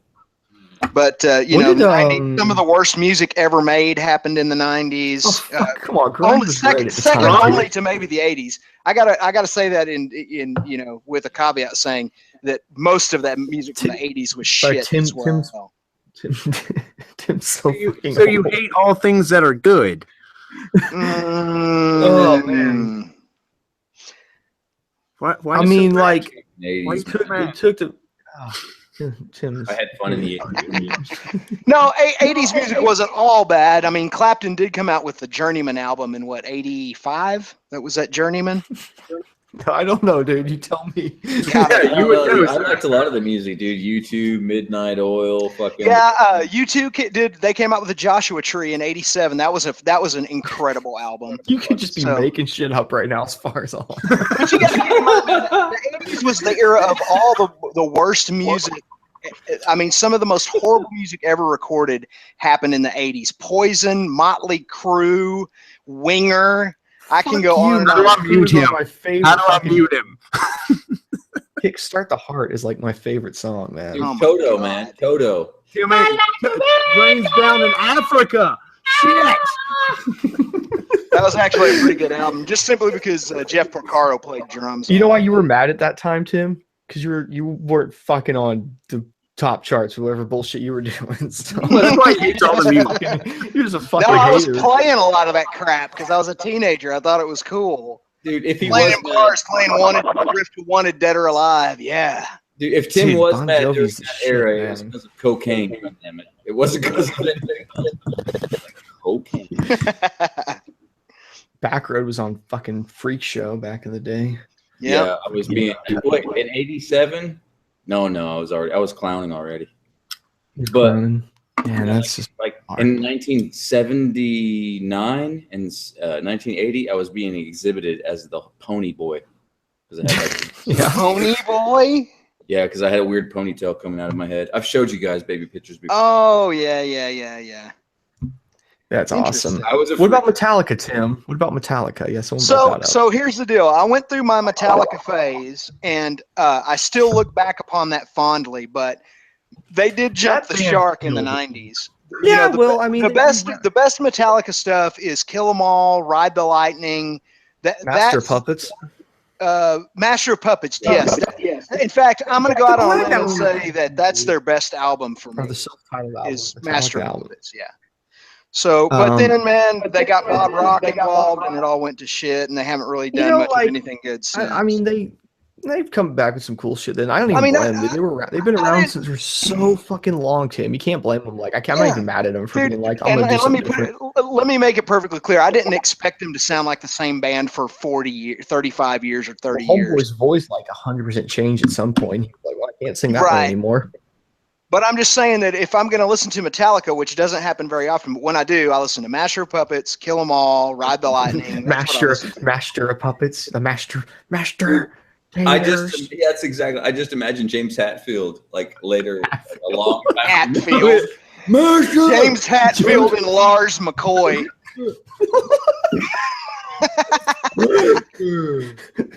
Are y'all fucked or what? I like that.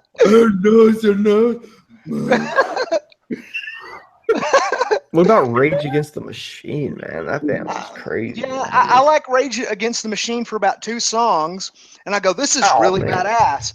And then after 2 songs, I go, this shit's all the fucking same.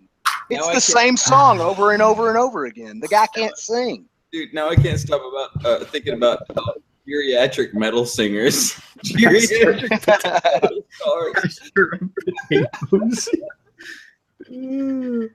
it's like just with the fucking thing, like a pot, like boiling pot of water with potatoes. You got the masher. You're like, obey your master. Jesus fuck. I'm mixing plaster. Dude, I think I mentioned Limp Bizkit, like those other dudes. They were just a time, man. And they're still fun to go back and listen to. I love Limp Bizkit at the time, man. Like it's not loud looking back, and yeah, it's a bit goofy, but man, in the moment, that was great fucking music. Like him and Kid Rock and shit. It's fucking that shit was cool when it was going on. Kid Rock, isn't he running for it? He's doing something in I don't know. He's crazy, man. He's fucking. Yeah. He's never been on there. You know, living in idiocracy, and nobody really realizes it. Dude, that guy's a dick. I saw him at Thompson Bowling Arena in Knoxville. Thompson Bowling Arena in Knoxville. Of course you did. Where else would you see him? I mean, where the fuck? I saw him. I went to. It was actually. He doesn't. Dude, not surprise me one bit to find out that guy's an asshole. I don't. I just assume not at all. He's a real big asshole, man. He was like shoving people in the front. Who's it? People told me what's his name? Jesse James, the bike builder's a big asshole. And I'm like, yeah, you can tell he is. Still think he's kind of cool and all. I mean, you know. He's an asshole to himself, though. That's a self-destructive dude. Dude. James, man. He was married to Sandra Bullock. And she's like the hottest chick in the world to me, dude. I got a weird thing for Sandra Bullock. Yeah, I do too. You don't have to tell me. And then who? But not only does he mess around on her with some total skank, but she's like a Nazi porn mistress or something, dude. She was like absolutely rancid. Tim, you were personally offended by Kid Rock here. Not Kid Rock. Jesse James. My bad. Hey man, I was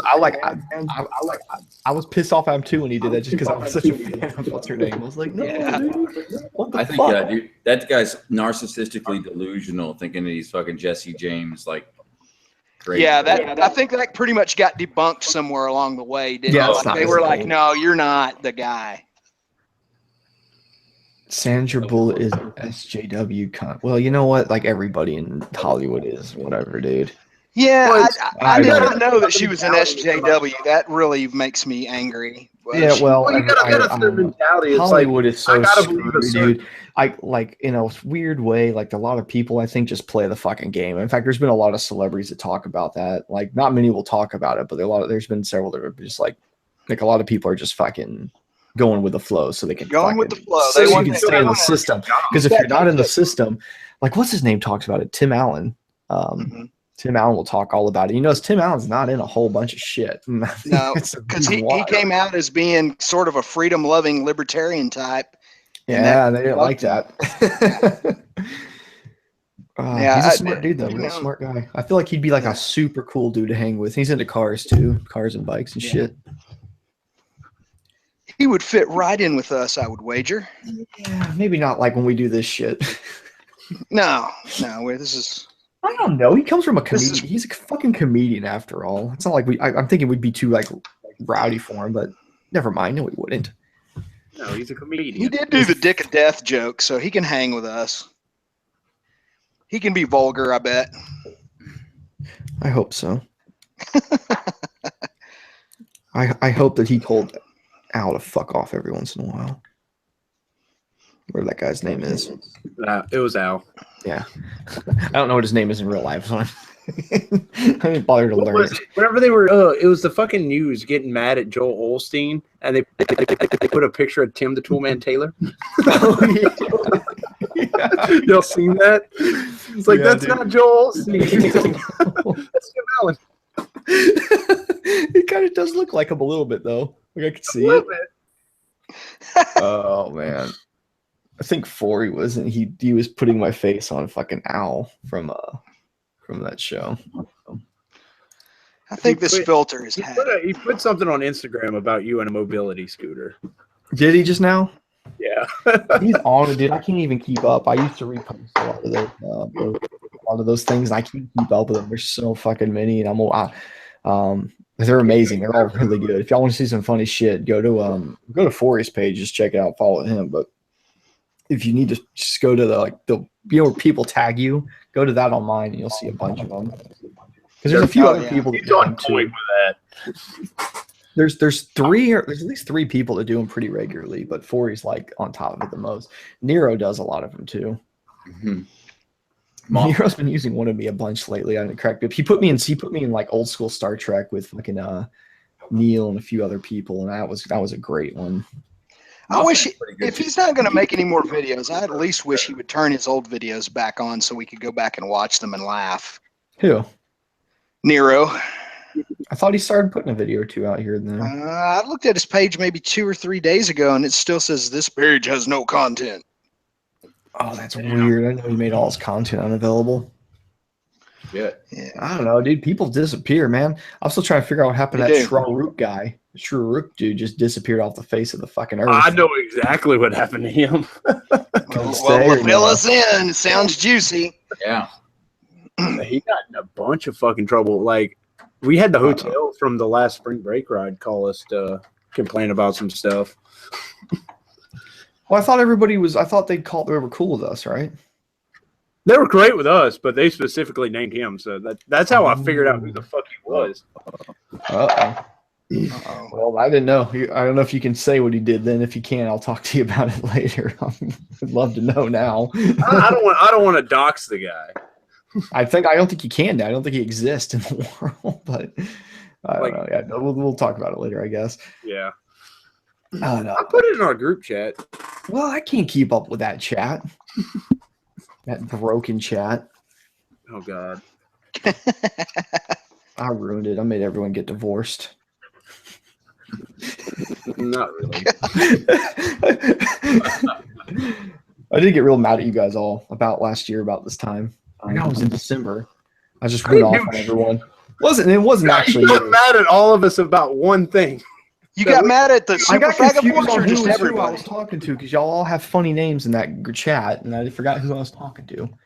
But it was a bad day. One of y'all rubbed me the wrong way on the worst day, and shit was already going wrong, and I just fucking went mental. I was like, "Fuck you all, you pieces of shit." I apologized within like 12 hours. To be fair, I was like, "I'm sorry."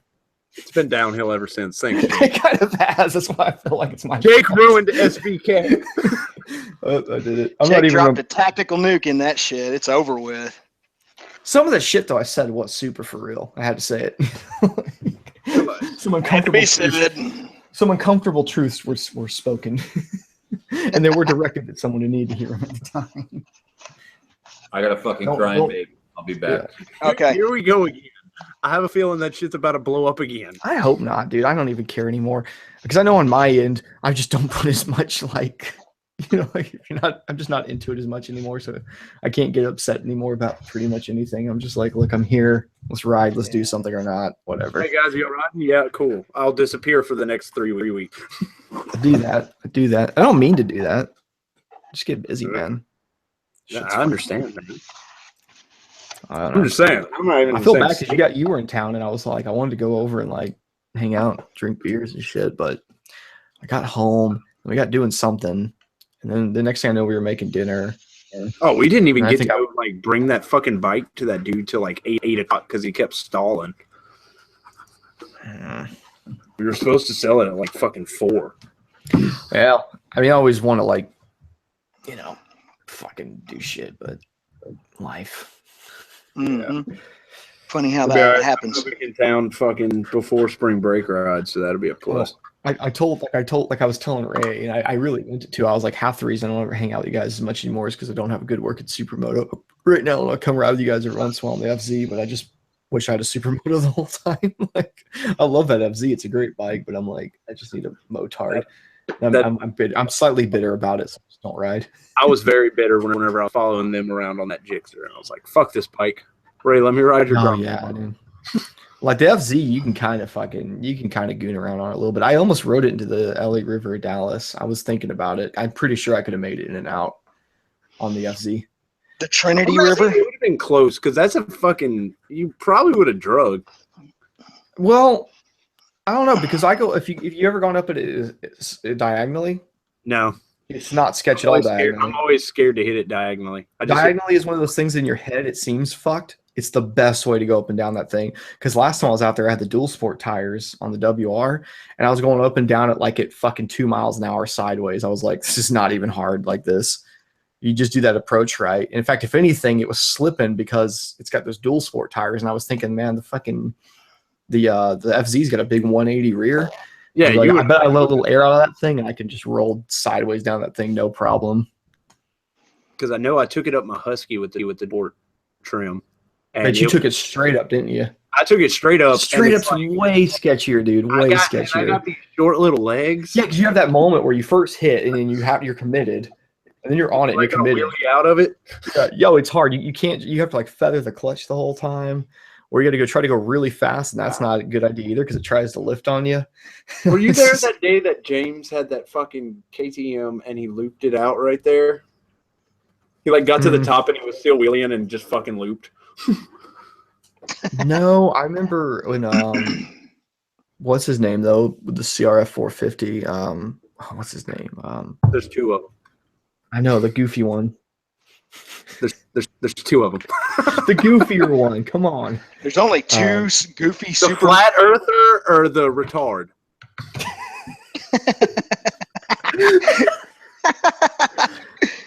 I'm just not gonna answer it then, but the one of them fucking just fucking looped it back on himself, and it drug him down half the thing, and of course he was like squinting it that day. So it was just blood like on the fucking side of the wall. It's like, oh, dude. Don't do that. All right, I think I've got this thing pretty much clean enough to where I can kick it over tomorrow night after work. Yeah, I'll kick it over. You have a 1-car garage? It's called a super single. So basically, this house was built in 1963, so it's big enough to fit one of those big Cadillacs the size of a battleship in here. So it's long, right? I used to be able to get, before I had my beer brewery in here, I used to be able to get 2 motorcycles and my Jeep in here. It was no problem. Yeah. I think like I had the apartment I was renting before I moved into this house had it was a 1-car garage, but the ceiling was like 13, 14 feet high for some reason. Yeah. My ceiling is 11 feet high. Yeah, it was so long, Tim, remember my wife had a Mitsubishi Mirage, a little shitbox car. If I drove that thing in there and drove it all the way up till it was just about touching the sheetrock, and then brought my truck in until it tapped the front bumper of the car, then I could wiggle my bike in the side. I could get them all in that one garage. Yeah. It was crazy, like a little apartment garage. Yeah, I mean, like the garage door is like basically tapping the back of the bumper as it's coming down. Like I used to unclip it and put it down manually, like slowly kind of push on it, and then lock it when it got to the bottom. A few times there was some bad storms before I like had it full of my toolbox and everything else. But yeah, man, that was a weird one car garage. It was very long. It's in a bunch of my videos back in the day. Yeah. It used to be where I sold all my rock gear out of. Yeah, this was the one thing that my wife wanted, was a 2-car garage when we bought this house. We bought this house in 1996. Yay! It's just about paid for. I just got a few payments left on it. But we liked the rest of the house so much. Like, it's such a freaking cute ass house. So every ceiling is vaulted. It's Googie style. It's like mid-century modern style. And we just fell in love with the house. And so I knew that eventually the garage was going to be full of motorcycles, and we'd have to build, Tim, like a shop in the back to put the cars in. Wait, Tim, is that one of those like gold half helmets I'm seeing in the corner? That's that old hipster X helmet. Yeah, I don't ever do it. I want to see it. I want to see it. Oh, okay. Put it on, Tim. It's just you want me to put it on? Oh, it's full of crap. I got a bunch of crap in it, man. I don't want to take all this crap. Yeah, I used to wear that when I was riding the Bonneville. When I first bought the Bonneville back in 2013. Of course, you rode that with the Bonneville. But Tim, then the do you have one of those bubbles? Do you have one of those glass bubbles that goes over it? Yes. Up there somewhere. What do you do when you're riding with that glass bubble and it starts to fog? Well, you can't open it. For one thing, the glass bubble, it has such bad aerodynamics that you can't go over about 60 miles an hour with it, or the air comes up underneath it and it tries to break your neck. It's impossible to ride with, man. It's stupid. Well, what about, it's so bubbled, does it distort your vision? No, it doesn't really distort the vision that much. But it's just a pain in the ass to use. The dual sport helmets, when they first started coming out, those dual sport helmets with the glass on the dirt helmet, they would come to such a sharp corner in the front that when you'd wear one, everything looked fucked because it was like too hard of a bend in the front of the helmet. Yeah, it had distortion, lens distortion. Yeah, terribly. They ended up figuring out they had to kind of round them out a bit more. Now they work better. Yeah. Pumpkin handguard warmers. All right. That's all. I mean, pumpkin handguard warmers is something that people want me to recreate all the time, but it was very terrifying. when you put 10 pounds of weight on both bars at the furthest corners, it becomes the most tank slappingest machine you've ever ridden. What was edited out of that video was how many times that bike went into a violent tank slap, and I was just bold. I took it down the highway like that. I took it down the highway. I remember there was one point I kept having to accelerate so hard to keep it from tank slapping. I kept picking up more speed, and I couldn't stop picking up speed. Yeah, it wasn't good. Oh man, Justin, the apparition is over in the side chat. I just sat down and looking through to see what's going on. Did you send him a link? Okay. He did. All right. But he hasn't seen it. Okay. Maybe I should tell him. Yeah, you should tell him you sent him a link. Hey, Justin, you're gay. Dick. Oh man, I would have started this. Justin, if he didn't send the link, if you didn't get the link from him, let me know. I'll send you one. I had me a Mexican fajita dinner. That's great. Fajitas? Did you have fajitas? I cooked some orange chicken. Yeah, well, you from Louisiana, so I don't know what to tell you. It's just what y'all do, I guess. That was Chinese, bro. I know. It's weird. Oh man, yeah, dude. I got in that mood. My wife was coming home from work. I called her. I was like, "You heading home?" She's like, "Yeah." I was like, "Go pick up fajita chicken that's already seasoned." I just made her go get one of those packs. It's like I need it. I need it in my system. It was Rose's. Hmm? Was it Rose's fajitas? I think so. Yeah, man, that's the good stuff right there. Yeah, yeah. No, because I had like, it was something like yesterday. Like, we went to like a pizza place for someone's birthday for lunch. We went to what's that fucking place called? Mellow Mushroom. Mm-hmm. And then for dinner, someone was like, "Let's go to Olive Garden." I was like, "I guess I'll just have more Italian food." I had to balance myself out with some fucking Mexican food today. My stomach's probably all fucked at this point. Hey, Justin, close out of Chrome and then open it back up again. Oh, is he having that problem? Oh, yeah. Yep. That's what you got to do. You gotta right click, close it down, like fucking. You got to close it all the way down. All the way down. Yeah, so sometimes it kind of reminds me of Alex Jones. Who's like, he gets into a mood. You see the one where he got high with Joe Rogan on the Joe Rogan Experience? Yes, that was the greatest shit I've ever. Dude, I was laughing my ass off. I think they knew what they were doing. Yeah, they did. It was hilarious, man. Did you listen to the guy from Blink-182? He was on there the other day. Tom DeLonge? I haven't seen it yet. Oh, God, he gets into some crazy shit. He makes Alex Jones look like he knows what he's talking about. Oh, wait, was he talking about alien? Like he's obsessed with aliens and yeah, he UFOs? Was talking like, I know, but I can't tell you. Yeah, right. Wow. I did see, it was real funny. I remember seeing an interview with, what's his name, a while back, George Bush on like Jimmy Kimmel or something, and he asked him something. He goes, "Do you know a bunch of crazy stuff that would just blow our minds and like change everything?" And he's just like, "Yep." he's like, "Are you ever gonna tell anyone?" He's just like, "Nope." But if I was president, even if I did you could see the twinkle in Bush's eyes, and you knew it was true. You're like, that guy knows some weird shit. You know he does. Everyone, like they all do. Oh yeah. Once you get those fucking, you can access all that paperwork and do whatever. That'd be the first thing out of who's got the aliens. Dude, yeah. I'm surprised what's his name hasn't just tweeted out anything crazy about it, just like fucking blowing the lid off stuff, because he's such a loose cannon. I could see him doing it. Like Trump just like 3 a.m. being like, well, fucking Oprah's actually a space alien. Interdimensional glass. Hey, Tim, are you gonna fire one of those bikes up in the garage? Nope. Talking about ways to piss your wife off. That's a perfect. Is your wife in Mexico? I don't understand. Wait, what? You said she's on the other side of the wall. Harley rider.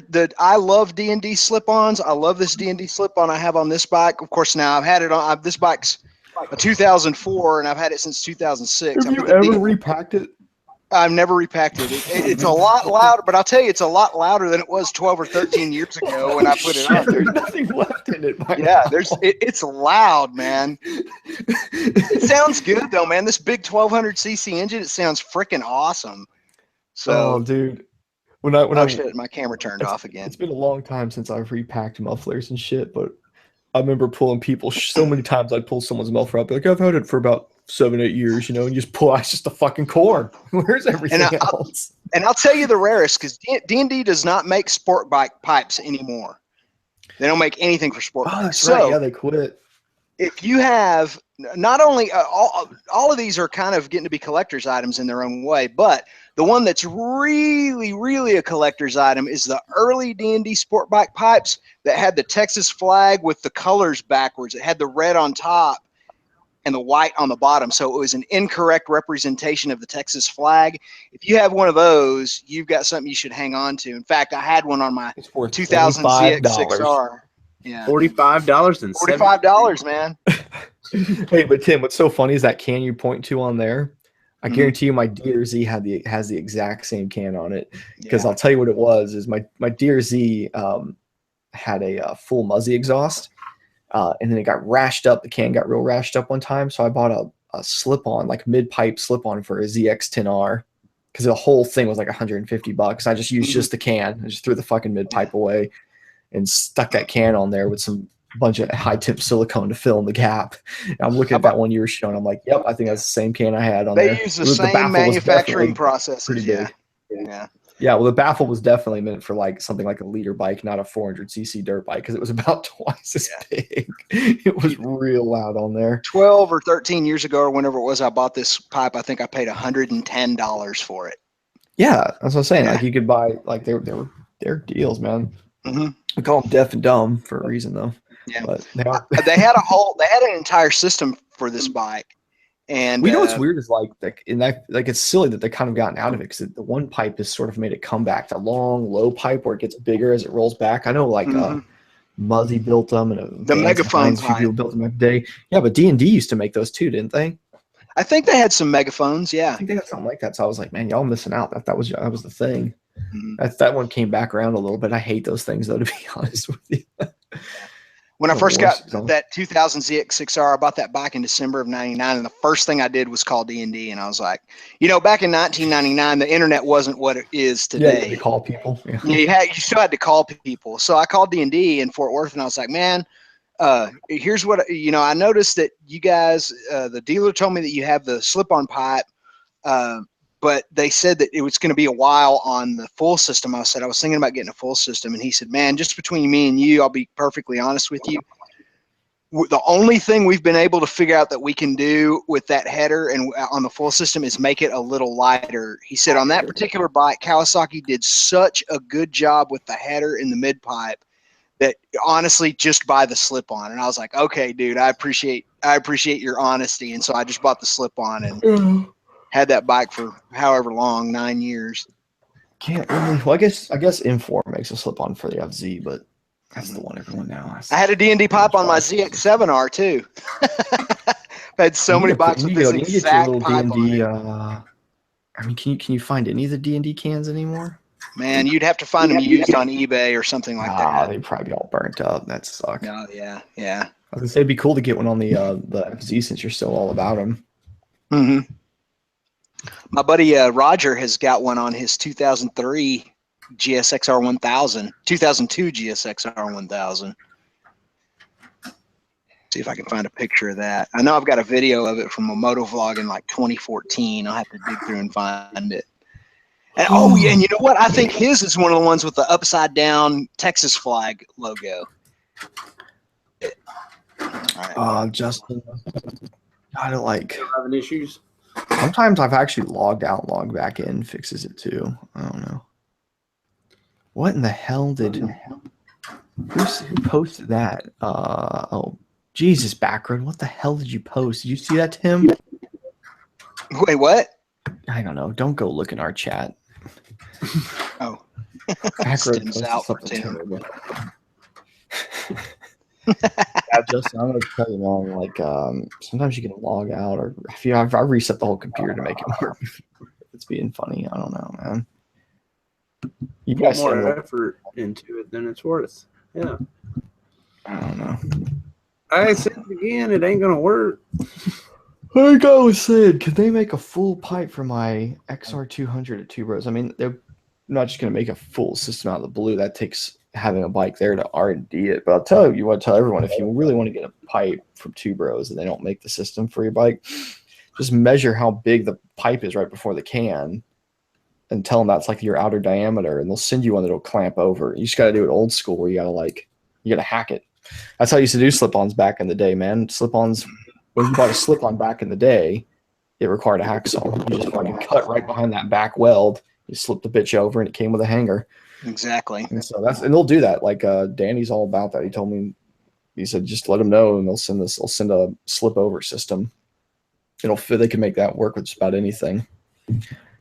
I'm just wish they were making dirt bike exhausts and they stopped. And I was like, man, it'd be too bad because I wish I could get like a little small 2-stroke can. I'd stick that on my my paramotor. That'd be kind of cool, man. A little thing back there, but still make one for the WR. Nah, they made a slip on. I don't think they make it anymore though. I was talking about that. They don't make one for the X anymore. Maybe they do for the X. I don't know. It's like they got rid of their dirt bike stuff for some reason. I don't know why they did that. Well, I don't have a side-by-side. Okay, I found this freaking video. Nope. Hold on. I don't think I'm gonna ride around with my rifle sticking out of my backpack like Dan did. The funny thing is nobody even realized what Dan was doing because you could only just see the top of the barrel. But I'm not trying to cause a fucking panic and ride around with a gun strapped on my back. I get it, you can like legally do that, but it's still people are gonna call the cops. They will. And I don't have time to deal with that. They'll find something that's not legit on my bike. And I'll go to jail. Yeah, like they'll just look for any excuse they can. They'll probably just take me to jail. If they get called, they're already pissed off. Yeah, like this guy fucking riding around scaring the shit out of people. I mean, like, oh, like that's the one thing. Like I see the videos where people go like, I'm gonna walk around this neighborhood with my rifle on my back because it's my right. And I'm like, man, I'm trying to imagine myself at my home and you walk down the street with a rifle on your back. I'm gonna be like, I'm calling 911. I'm calling 911 on you, bro, because I don't know if you're nuts. Like, is this guy about to go shoot a bunch of people up? It's a weird fucking thing to do. It's just all about using your head. Just because you can do something doesn't mean you should do something like that. It's like, oh, I'm gonna do it because it's my right. It's like, no, what you're gonna do is you're gonna screw up people's rights. Quit it, man. Yeah. Mm-hmm. Don't. But you see a lot of people over here just freaking toting on their hip. Yeah. Like, unlike Texas, Louisiana has lax gun laws. Well, y'all got to shoot them gators and shit. Yeah, but I don't know. I would personally, like, they make the argument, oh, if you can see it, then won't rob the bank. I'm like, no, you're just going to be the first guy that gets shot. Oh, yeah. Well, I mean, like, they changed it over here in Texas where it's both now. You can do concealed or open carry. You still have to have a license, by the way. That confused a lot of people. You don't. As long as you're not a felon and you're over 18, you can carry a pistol on your side. Yeah. Well, in Texas, you still have to get your concealed license. So that screwed up people, first of all, where people are just like, oh, it's open carry now, so you can just carry a gun openly. It's like, no, you still need to get a license. You have to get your concealed handgun license. You can open carry, but still call it concealed handgun license. But you can do both now. But I still was like, yeah, I would be hiding that thing. I would not. Yeah, it's like I'm not gonna advertise that I have a gun. No, you don't need to know. Because that makes you target number one. Well, that's like people ask me occasionally. They'll be like, Jake, you carry a gun on you? I'm like, I don't know. Do I? Yeah. I lost all my guns in a boating accident. Yeah, I don't have them. I lost them in Hurricane Harvey. Here's Roger's 02 GSXR 1000 with the exact same D&D pipe, man. They made them all exactly the same. Well, you could get that. What's that black satin one you could get too, man? They had a few different ones. We put one of those on my brother-in-law. It's actually one of the first videos way back in the day on my channel. He had a United Motors something Zeev or whatever it was a Hyosung 250. It was just they were rebadged under United Motors, but it was the same thing. And we wanted to put exhaust on it, but nobody made exhaust for a Korean 250 sport bike. The funny thing about that was back then too. That was before Kawasaki redesigned their 250. And it was just outdated as fuck. Had the like 16-inch rim on the front and the single-sided rotor. It still has a single-sided rotor. And Hyosung's 250 came out. It's the same size as a full-size sport bike. Has twin dual-disc rotors on the front, inverted forks. I'm like, this bike is way better than a Ninja 250 at the time. Yeah. This thing fucking trumped it. And it had a 250 air oil-cooled V-twin. But yeah, we wanted to put exhaust on it, so I measured the outside and we bought a D&D that fit it. Same deal, fucking hacked it off, slipped over the D&D on there. Then I ripped the whole air box out, put 2 pod filters over the carburetors and jetted it. And that thing sounded fucking insane. It did not sound like a 250 anymore. Pod filters are the coolest thing ever for sound, especially something like a V-twin. People don't know how much noise you get. Get that big intake growl. Jesus, dude. A big filter I put on my FZ kind of does that. It's not as extreme, but it definitely has a big, like, throaty, like, noise right under your nuts now when you get on the throttle. That was fucking disappointing, Jake. They don't make a factory Hyosung turbo. Oh, I know, dude. We were talking about that the other day with somebody. Hyosung stole the show. That was like hashtag Hyosung stole the show, and it turned out that bike was a one-off. But what he's talking about is we went to 250. What was that, like last January or whatever? Yeah, it was at the IMS show. Yeah, when the International Motorcycle Show comes through, we were so bored by everything there. I don't even think, wasn't it like Honda or somebody didn't even show up? Yeah, Honda. No, it was Honda. It was Honda that went. But there was a couple big names that weren't there, but like of the biggest names, Honda didn't even show up. Like nothing cool was going on. It was like we could have just gone to the local dealerships. Yeah. This was so lame. Like you go there, you're spending money. You expect to see cool shit. You expect to see them pulling out one-offs and like prototypes and having some pretty badass displays. And it was so like, get a couple cute chicks and some bikes. Then Hyosung over there with a turbo 250. We were like, this is fucking cool. I was like, if they sold this bike, I would consider buying one just because it has a turbo, just to tinker with it, make it go. Like, oh, they need to do like that. They stole the show. They need to come out with that bike is what they need to do. They just need to fucking make it. I don't care if it's like not any faster than any other 250 or 300. I don't care. I just think it's a funny fucking idea. Freaking the guy that was running the booth was taking pictures of us because we were sitting there filming the bike and all that shit. He was like, "Oh god," because people are looking at it. It's like, well, the guys that were running it is like they were like super Korean. Like they're like, "Oh, you like the bike?" I'm like you didn't get any representatives in the U.S. to run this thing. You just come with the show. I mean, that's cool. That's great. But just another way to save money. Yeah, that's what I'm thinking they did. Yeah, they were fucking excited, man. They were taking a bunch of photos. They sold 30 bikes the year before, and they didn't want to blow their budget. Yeah, man. Like I said, I used to wrench on a bunch of them, man, back in the day, because like I was like when I was doing Craigslist mechanics work all the time. Mm-hmm. And you only had like one dealership in the whole DFW area that would work. Like it was like a Hyosung dealer, right? So obviously they would work on it, but you have to go. That's like a dealer. I guess everyone was trying to find someone, because even if like fucking 10 people in the DFW area own them, it's probably more than that. Let's just say whatever. And I'm like, it's me and the dealership is the only people you get to work on them. I ended up working on probably like a couple dozen different Hyosungs over the years. Just because like the word would get out there. I think they would like people would ask one another. I always assumed like some forum pages or something, because sometimes you get like the same like handful of people again and again, like kinds of people. You know what I'm saying? Mm-hmm. Like I remember one time working on someone's stretched and slammed old school Gixxer. It had one of those big megaphone exhausts, right? The thing was a basket case. I did a bunch of work for it, made it real nice. Next thing I know, like fucking 10 other dudes with the similar bikes coming over with LEDs off AutoZone falling off of them, and they're all fucking shitty powder coat, and they're like, "Yeah, my boy told me about you," and I'm like, "Okay, well, bring him on and let's fucking get him going." Oh shit, Jake! Look what I just found! Ha ha! Digging through the shelf of goodies. Oh, hold on, I got my guy. The camera's not on if you're showing. Like, well, are you gonna tell us, Tim? Yeah, I am, but I don't know if these will fit or not. Ta-da! Filters.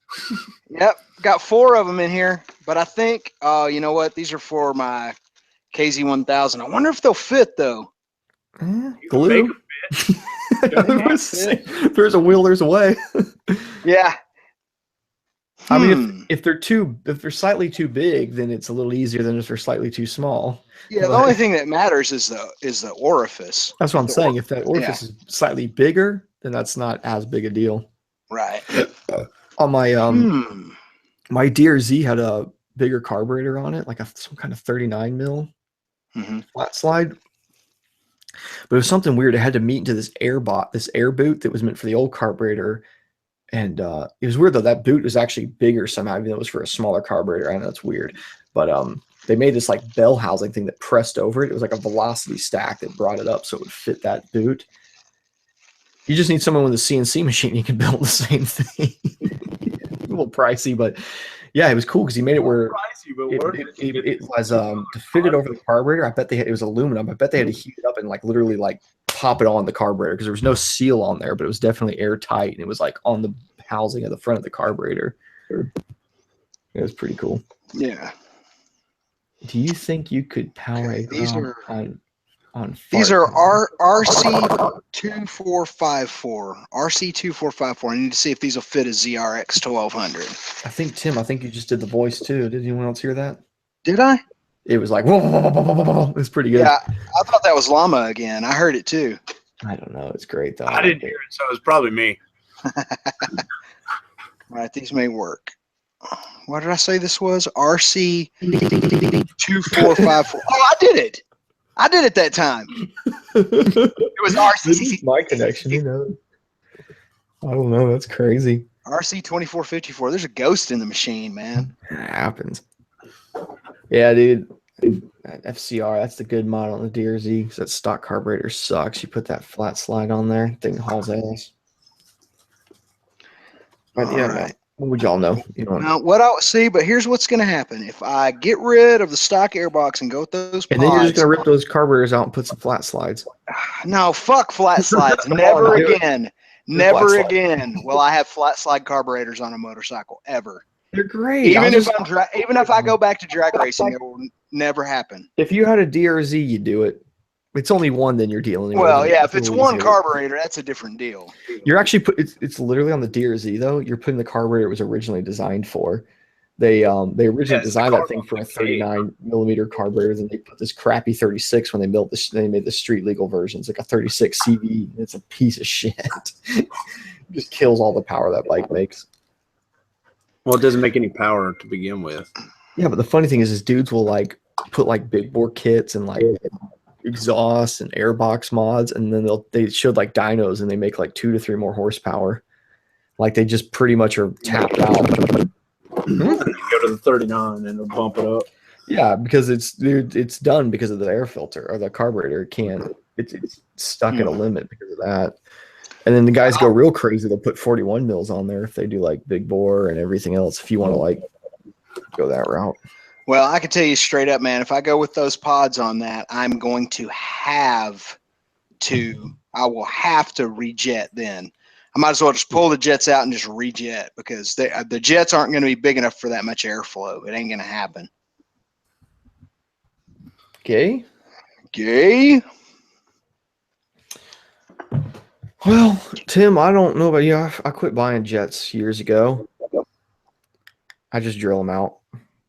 Do you really? I've never tried that. I'll tell you the thing to do it though. You got to go to an oxygen settling place and get those little drill bits they have that you do by hand. Mm-hmm. That's the first thing you need. The second thing you need is those filler gauges that are needles. They go up in needle stages that give you the jet number. You know what I'm talking about? Yeah. Yeah.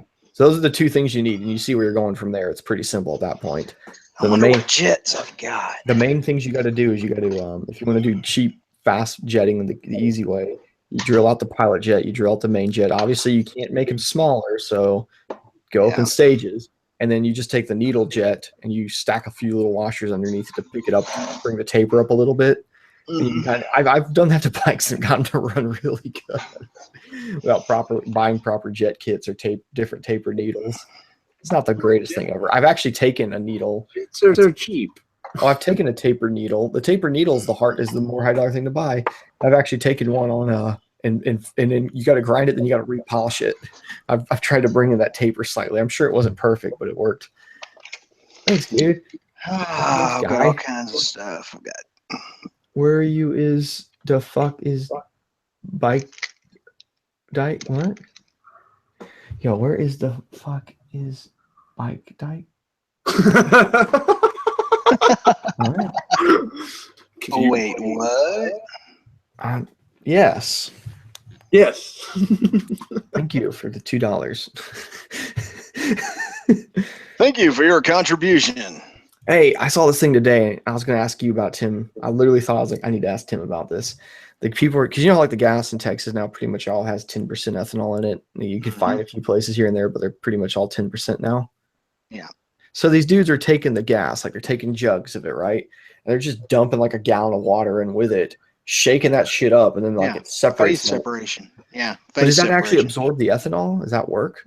No, it doesn't absorb the ethanol. The water literally causes the ethanol to separate from the gasoline, and the water and the ethanol both being lighter than fuel, they sink to the bottom. So what you do, you need to measure out the total volume of fuel you have, and then you need to know the exact volume of water. Yeah, you know your exact volume of water. And then after it separates, you should you can see it. There's a meniscus for the people ethanol. are bleeding it off. They would bleed it off. Yeah, if you'll do it in a hanging fuel bottle, you can bleed off all the water and ethanol. Then you'll have pure gasoline in the hanging fuel bottle. That's kind of cool, man. I was I was thinking about doing it especially for the paramotor, because it's the only thing I have that still has a carburetor. Yeah, but or you can just buy ethanol free. Well, I could if I really want to. I could just go to like the moto store and just buy like 4-stroke motocross race gas, or 2-stroke. I can buy premixed 2-stroke race gas there. Yeah. Out Valley, there's shit. What's that? What's that brand of freaking premix? I know what you're talking about. The one they have. They got a station. How about VP? They're talking about VP Racing Fuel. Yeah, it's a VP Racing Station out by Wally. Yeah, there is. Yeah, you can get VP fuel here too. I mean, I can also go down the street to the airport and get ethanol, or I can get EV fuel. But they said the thing you have to keep in mind about racing fuel though is that it's heavily oxygenated, so it's fine if you're going to run it all out. Like if you're going to put racing fuel in your tank and then go dick around with your buddies and run it all out, that's fine. Yeah, that won't happen. So that's not good. Yeah. So if you fill your tank up with ethanol, I mean with like a Hal Super Red or VP racing fuel, and then you go ride and burn off a gallon of it of a full tank, and then you let your bike sit for 2 weeks, you're going to have problems. Yeah. You don't want to let that stuff sit in the tank or sit in the fuel system. You want to burn it all completely. I know like people like they're saying that E85 is awesome. E85 is awesome if you have like a crazy turbo built car and you've retuned it, but it's really not that. The ethanol fuel, at least when they're mixing it with the gas, I don't know if they go pure ethanol and they re-engineer for that if it would work better, but tends to like clunk shit. Like it's got what was it, like the molecules in it or something? So Tim, help me out. What the fuck is the word? Like it builds up, like especially in carburetors, it builds up. It doesn't. The ethanol doesn't. Yeah, it doesn't do as well. Yeah, it's kind of a weird. It's a weird shit. Like if you're running a fuel injected car, there's a lot less for it to, and you've got it all modified for that shit, then it's fine. But yeah, my truck is. I don't like ethanol for sure, and I don't think ethanol does well when it sits, because ethanol. The other problem with ethanol is ethanol will mix with water. Yeah, and so you got that like sitting in your you just got it sitting like fucking humid ass Texas day. You're not driving all the time. That tank's sitting, and those tanks breathe. They sweat. They breathe. I mean, how much moisture is it pulling in there with it? Yeah. I don't know. There's a lot of moisture in ethanol in the first place too, which is reasons it runs real cool. I found a bunch of jets and tubes, so I'll have to look through and see what I've got. I may be able to rejet this. Hey man, why don't you do this? You got a couple main jets? Yeah. Why don't you get a cup of water and drink a few on air? No. You're not I've actually got a whole bunch of jets. I've got to yeah. That's the little thing they usually come in. Yeah. The what's it called? JD or Dyno Jet kits look kind of like that. This is a Factory Pro jet kit. Actually, this is about 3 Factory Pro jet kits all jumbled. Yeah, I say, well, I've got something like that with multiple kits hammered all into it. All right, well, I may be able to do it though. I got it. Main thing is tomorrow night I'll get the carbs offer here and figure out what the jets are that are in it, because I cannot remember. And we'll just convert it to fuel injection. That should be super simple and easy. I mean, yeah, theoretically. Yeah, they've got the airport down the road from me. You can get ethanol free. I think it's like 110 octane. It has lead in it. Mm-hmm. That's some aviation fuel there. I mean, you know what EPA air regulations govern the aviation industry? None. Yeah, None. Well, that's yeah, because that's what some people were asking me. They're like, is your 2-stroke paramotor going to get banned riding it around in the air? I'm like, nope. Nope, because it has 0 emissions. Yeah, they don't qualifications or restrictions. Yeah. Hey man, y'all are fucking hooking it up here. I got Colton here $5, and then look at that, man. You can take your wife to Whataburger now. Hey man, I appreciate it. We're gonna get us a Whataburger dinner. She'll have a water though. Mm-hmm. Yeah, get two bacon Whataburgers and 2 waters and 2 apple pies. You can pull it off for $11. I can make that work. I can do that. Oh man. I don't know, man. We always loved it that though when we go to a restaurant, they got like the 2 for $20. I'm like, nope. Like don't even look at the rest of the menu because if the thing is you let your mind wander, you'll want something off the rest of the menu. But if you see that and you just go straight to that, there's something you want off of that 2 for $20. Get shit on there. Yeah. Although Chili's fucked theirs up. Don't go to Chili's anymore. They just changed all their portions. We went there the other day and we got like their 2 for whatever, 20, 25. I think it's like 2 for 25. Wasn't even 2 for 20. And I got like the chicken was real small. My wife got a half rack of ribs and it was like 4 ribs. And I was like, that ain't a fucking half rack. That's like a 3rd rack. What the fuck is going on here? So fuck Chili's. Just want to put that out there. By the way, shout out to our sponsor, Chili's. Baby back ribs.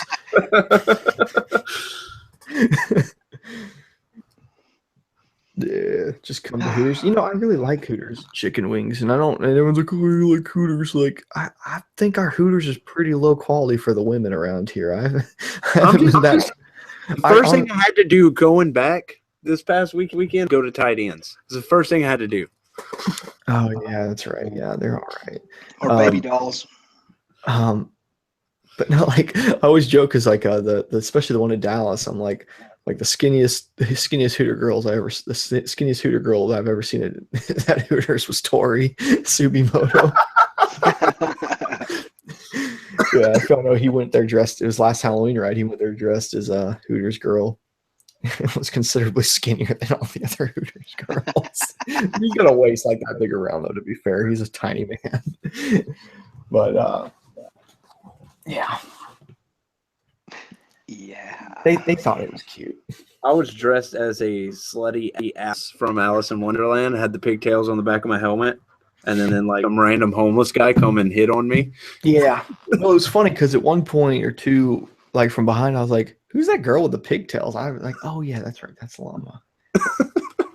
I mean, not that I couldn't see your ass or anything. So I was like, I don't remember that. Oh, never mind. Oh yeah, that's a dude. He's a dude. Good looking dude. Doodly doo. Well, you're short like a girl, so I don't know. I got a little waist too. So. How tall are you? You like 5'8"? 5'6". God damn. How tall is Ray? 5'4". God, y'all are some short motherfuckers, man. Fuck off, cheese. Tim, how's some chaser wheelies, Jake? Well, you know, y'all ride like every day. Yeah. Tim's tall for this group. Yeah, I'm actually 5'9", almost 5'9". So there you go. Jesus. I'm taller than Backroad and Suburban Delinquent. That's not saying much either. I was upset that Dan is taller than me. I've upset a lot of people being taller than him in the motovlogging world, and I'm not tall, but it's funny you come to find a lot of the people. There's a lot of like 5'8", 5'9" going on in the like Chase, Yummy, all those guys. They're all like Dan height. Yeah. Then you got a big stretch. You got a lot of people that are real tall. How tall is Neil? Neil's pretty tall, isn't he? Neil is, I'm going to say 6'3". Yeah, he's a tall dude. Yeah, he is a mountain of a man. 6'4" is actually 5'4". Little known fact. Everyone around him is actually just really small in the part of country that he lives in. 5'4" Hyosung. Wasn't that a channel like that? Was that a thing? Probably. Somebody should have done it. More than likely. I'm willing to put money there. Hyosung stole the show, boys. Yeah. They just got a shout out. I need to build a turboed Hyosung now. I need to hit up Hyosung and be like, look, They we're doing a new project here. Turbo that thing. And then turbo it, and we need you to sponsor it. Hell yeah, dude. I'd be all about it, man. I'd love that. You know you would sell some Hyacinths. It would be the coolest shit ever. I so want a bike. It's because here's the thing: they're like, you know, you want a turboed bike, but you don't really want a fucking ZX14 with a turbo because Jesus fuck, that's a lot of commitment for a bike. Yeah. You know what I'm saying? I'm like 6 foot, man, horsepower garage. But That's like a lot of commitment because you're like, I just want the cool blow off sound and just the cool factor of having a turbo. So it's all about having something like a 250 with a turbo on it. Just fucking, it's not practical. You could just buy a bike with a bigger engine. They make a bolt-on turbo kit for a WR 250X. Yeah, and then like you could totally just buy a WR 450 and it's gonna whoop that bike. Yeah, but you don't have a turbo. I know. Don't get me wrong. I agree with it. It's also the bike though. If once you lay it over on a certain side, you're fucked. Yeah, dude, you're doing like $3,000 of damage to a $3,000 bike. I was looking on Supermoto Junkies not too long ago, and there was a guy with like a KLX 650 that he had turboed, and of course there was. It was fucking stupid. Turbo. What's his name? Just bought a. Nasi bought an R3. He's going to do a bunch of crazy, project things too. He should put a turbo on there. He should definitely put a turbo on it. Fuck yeah, that'd be awesome, dude. I mean, it's like I'm telling you, it doesn't matter. The practicality doesn't matter. People will want to watch it, and I want to ride it. That seems like fun. See, I'm not going to watch a regular R3 build, but if you're turboing it, I'm going to be interested. Here's what he needs to do. He needs a turbo it and then put like YZ450 suspension on it. Big 21-inch rim on the front, full knobbies. Like it's just at the end, it just will make so little sense. But it won't be like a 450 would make more sense just to buy a 450, and just have it. But no, we're gonna have a turboed motor with this kind of heavier frame and the suspension, but you still have you have like 3 inches in the rear still for some reason because just like this. Tell me you wouldn't watch that though. I would watch the fuck out of that, dude. And then I'd go down there to ride it. I'd be like, I gotta ride it. I gotta ride this fucking monstrosity. Well, like, what's his name's bike? Joey Max got that hilarious bike with that huge fork on the front. If they did like a build series showing them building that ridiculous bike with a side pipe and that, people would fucking love that. That would be great. That'd be a great fucking build series. I'd Patreon someone for that shit. I'd be like, yeah, I'll fucking pay to watch that. That's awesome. I mean, you're only showing this video to pay. Now when I didn't hear it all, you all broke up. Yeah, you went Coco for cuckoo pups or something. Yeah, did he? Yeah. What? That sounds like a strain of fucking cocaine. Mm-hmm. Cocaine has a sound? Did that moment. Nitrous. Yeah, nitrous would be fun too, but nitrous isn't as visually cool as like how about not just a turbo? Like you don't even have the turbo conveniently mounted. Like just fucking hang it way out to the side for some reason. Just to make sure everybody sees it. It's not even really about making power. It's just about plumbing it up so it makes funny noises. I might have to do this actually if we keep talking about it. The fucking ridiculous. The wheels are turning. I mean, I've got some crazy plan that I want to do with the WR that involves a turbo, so maybe I just need to shut up and do it. You're gonna turbo the 450? Temporarily. Was it gonna be a real turbo or a plastic? Yeah, yeah. I'm gonna do a real turbo. I do have an exhaust whistle sitting up here somewhere though. That's a joke, but I do have. I'm gonna put it on the FZ probably sooner than later. Actually, I might do it this week. I've had it for like 9 months. I keep saying I'm gonna do it. You have it turbo? Well, no, it's okay. No. I've got one of those little fake turbos. Oh, but I mean, what I'm talking about on the one is real. The fuck is that little turbo at? Oh my god, where the fuck did I put it? I was just playing with it like yesterday. So that means now it's not here. It's somewhere else. Oh, it's a little TJ one? No, it's one of those like exhaust whistlers. Oh shit! Yeah, that thing. Where that dude put some on like a fucking car. He put like 14 of them. Yeah, that one guy did. Yeah, he went like this a ridiculous amount of them. Yeah, that guy's a goof, but he cracks me up. Oh, here it is. Yeah, here's the whole setup. In fact, I need to do this like sooner than later. So what I got here, this is the baffle to my Two Bros exhaust. It's never fucking been on the bike ever. And this is the exhaust whistle tip, and it's too big to fit in there properly. So what I'm going to do is if I unthread this piece right here, the whistle comes off of this weird clamp. And so what I'm planning to do is use this stupid thing that I never used. I'll drill a little hole in there and I'll just bolt this down inside of it, right? Yeah. And just stick it in there. Because I'm never using this thing anyway, so I don't give a shit if I drill a hole in it. But that's what I'm going to do. I think it would be just fun for shits and giggles to see if it works. I mean, certainly it doesn't work in the fact that it makes power, it produces power. No, it just makes noises. Yeah, but it'd be great. It's like putting a card in your spokes. It's like putting an AC system on your WR450. Doesn't have to make sense, just for a bit of fun, damn it. Exactly. Although the AC system still is on the WR, and I need to take it off before it freezes and breaks the fucking thing. I haven't bothered taking it off yet. I'm surprised it hasn't caused a fire in the garage too, because there's no fuse on there, Tim. It's just straight. Oh, is there not? it goes battery, motor, then the one breaks off to the switch, and that's it. So yeah, it goes battery, switch, motor. Yeah. Yeah. That's safe. That's very safe. I guess. I don't know. It's an aluminum frame bike. It's probably not going to ground out. I'm going to have to dip out, man. It's almost 11. I got a bunch of stuff to do before I can hit the sack. So thanks for hosting tonight, Jake. Much appreciated. I can't believe so few showed up for it, but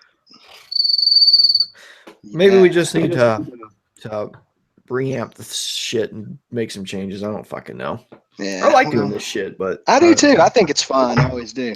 It's been kind of a transition for me with the new job and all the changes I've had going on. I missed last week because I was working late on Neil's channel, but I think we just kind of need to maybe reinvent it a little bit and get it all rocking. Reinvent it, aka fire some people and hire some new ones. Yeah, we'll fire ourselves and have a whole new group of people. We'll just run in the background. Tim, you can be the sound guy. Awesome. All right, I'm out. You guys have a good night. Thanks, Jake. Talk to you later. Tim. Good night. Good night. I'm trying to guess it's gonna go. That's loud. It sounds like a real turbo. That's what turbos sound like, just like a whistle. Yes. I think it's going to sound more like the whistle tip. I think this just is a whistle tip when people just renamed them turbo tips when turbos became popular. You know the old video, right? It's like the turbo go woo woo. Remember that video, right? No. You don't know about that video? No idea what the fuck you're talking about.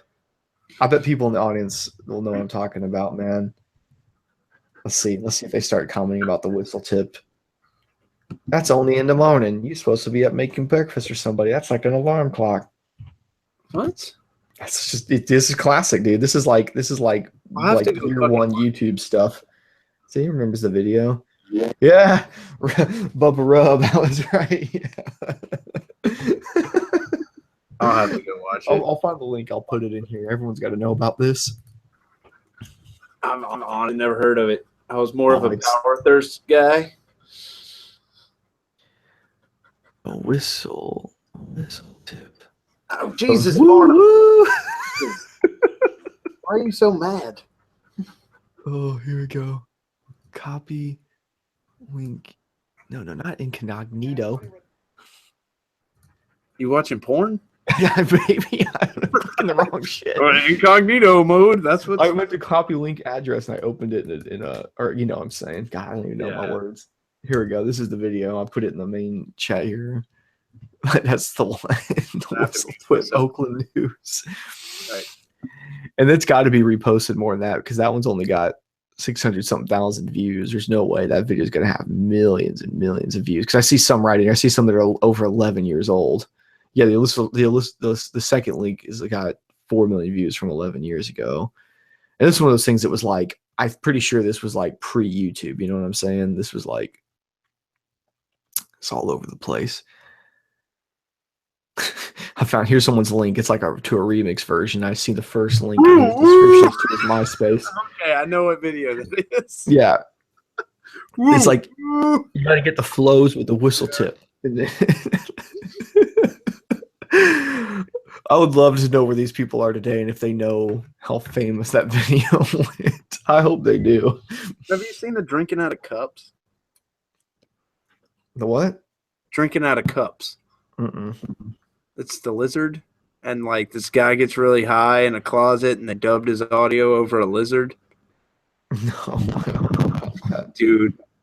Like, I don't know. Like, this guy's high as a fucking kite. I haven't seen that one. Oh, it's fucking great. I'll say crazy shit though. I'll forget my wife doesn't keep up with all that stuff. What did I say to her like just a few minutes ago? It was like dinner time. I was like, she said something about like, yeah, like she needs milk. And I was like, yeah, he needs some milk. And He needs some milk. Yeah, and I'm just got this big grin, and she's just like, yeah. What are you talking about? Like, oh, sorry, I live on the internet. I try to explain to her, I'm like, I have to know these things. This is my workplace, you know. That was me trying to do that one. I got to be really good at my job and know all the little stupid sayings on the internet. I got to know the dankest of the memes if I'm going to be keeping up, you know. Yeah. It's going to be weird in like 5 more years when people are like, fucking memes, that's so old. Like, you know, they'll be into something else weird by then. Probably, oh, yeah. Probably fucking licking each other's butts. Shit. Well, let me put the fucking link in the big chat.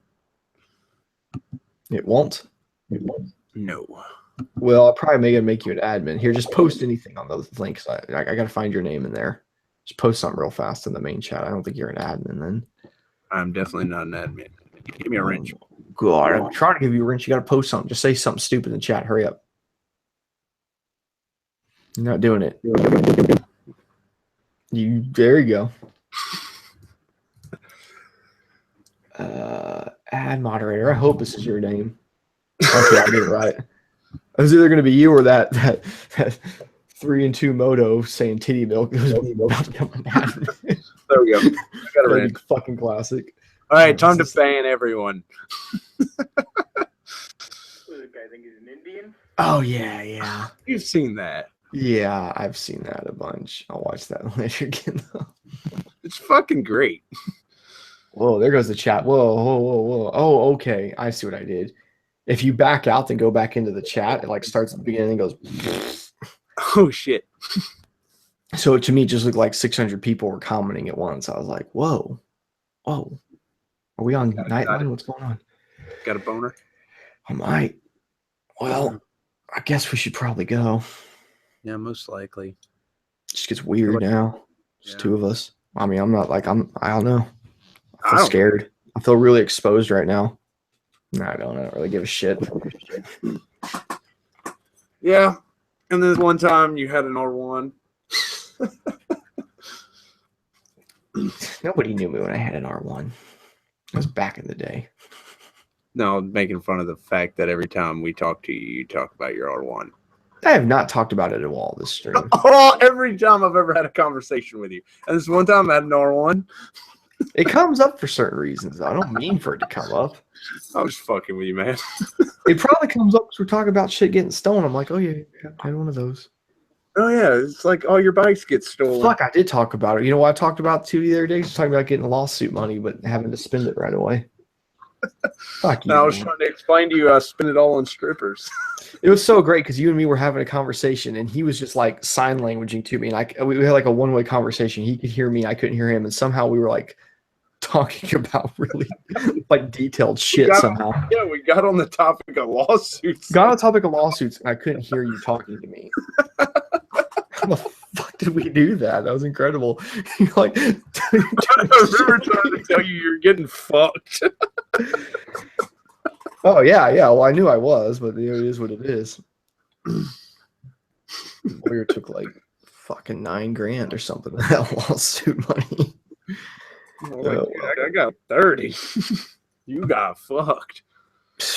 I don't know. I like fucked my back for life too. And it's like, here's like $12,000. Have fun for the rest of your life. Like, yeah, you're gonna be fucked for the rest of your life.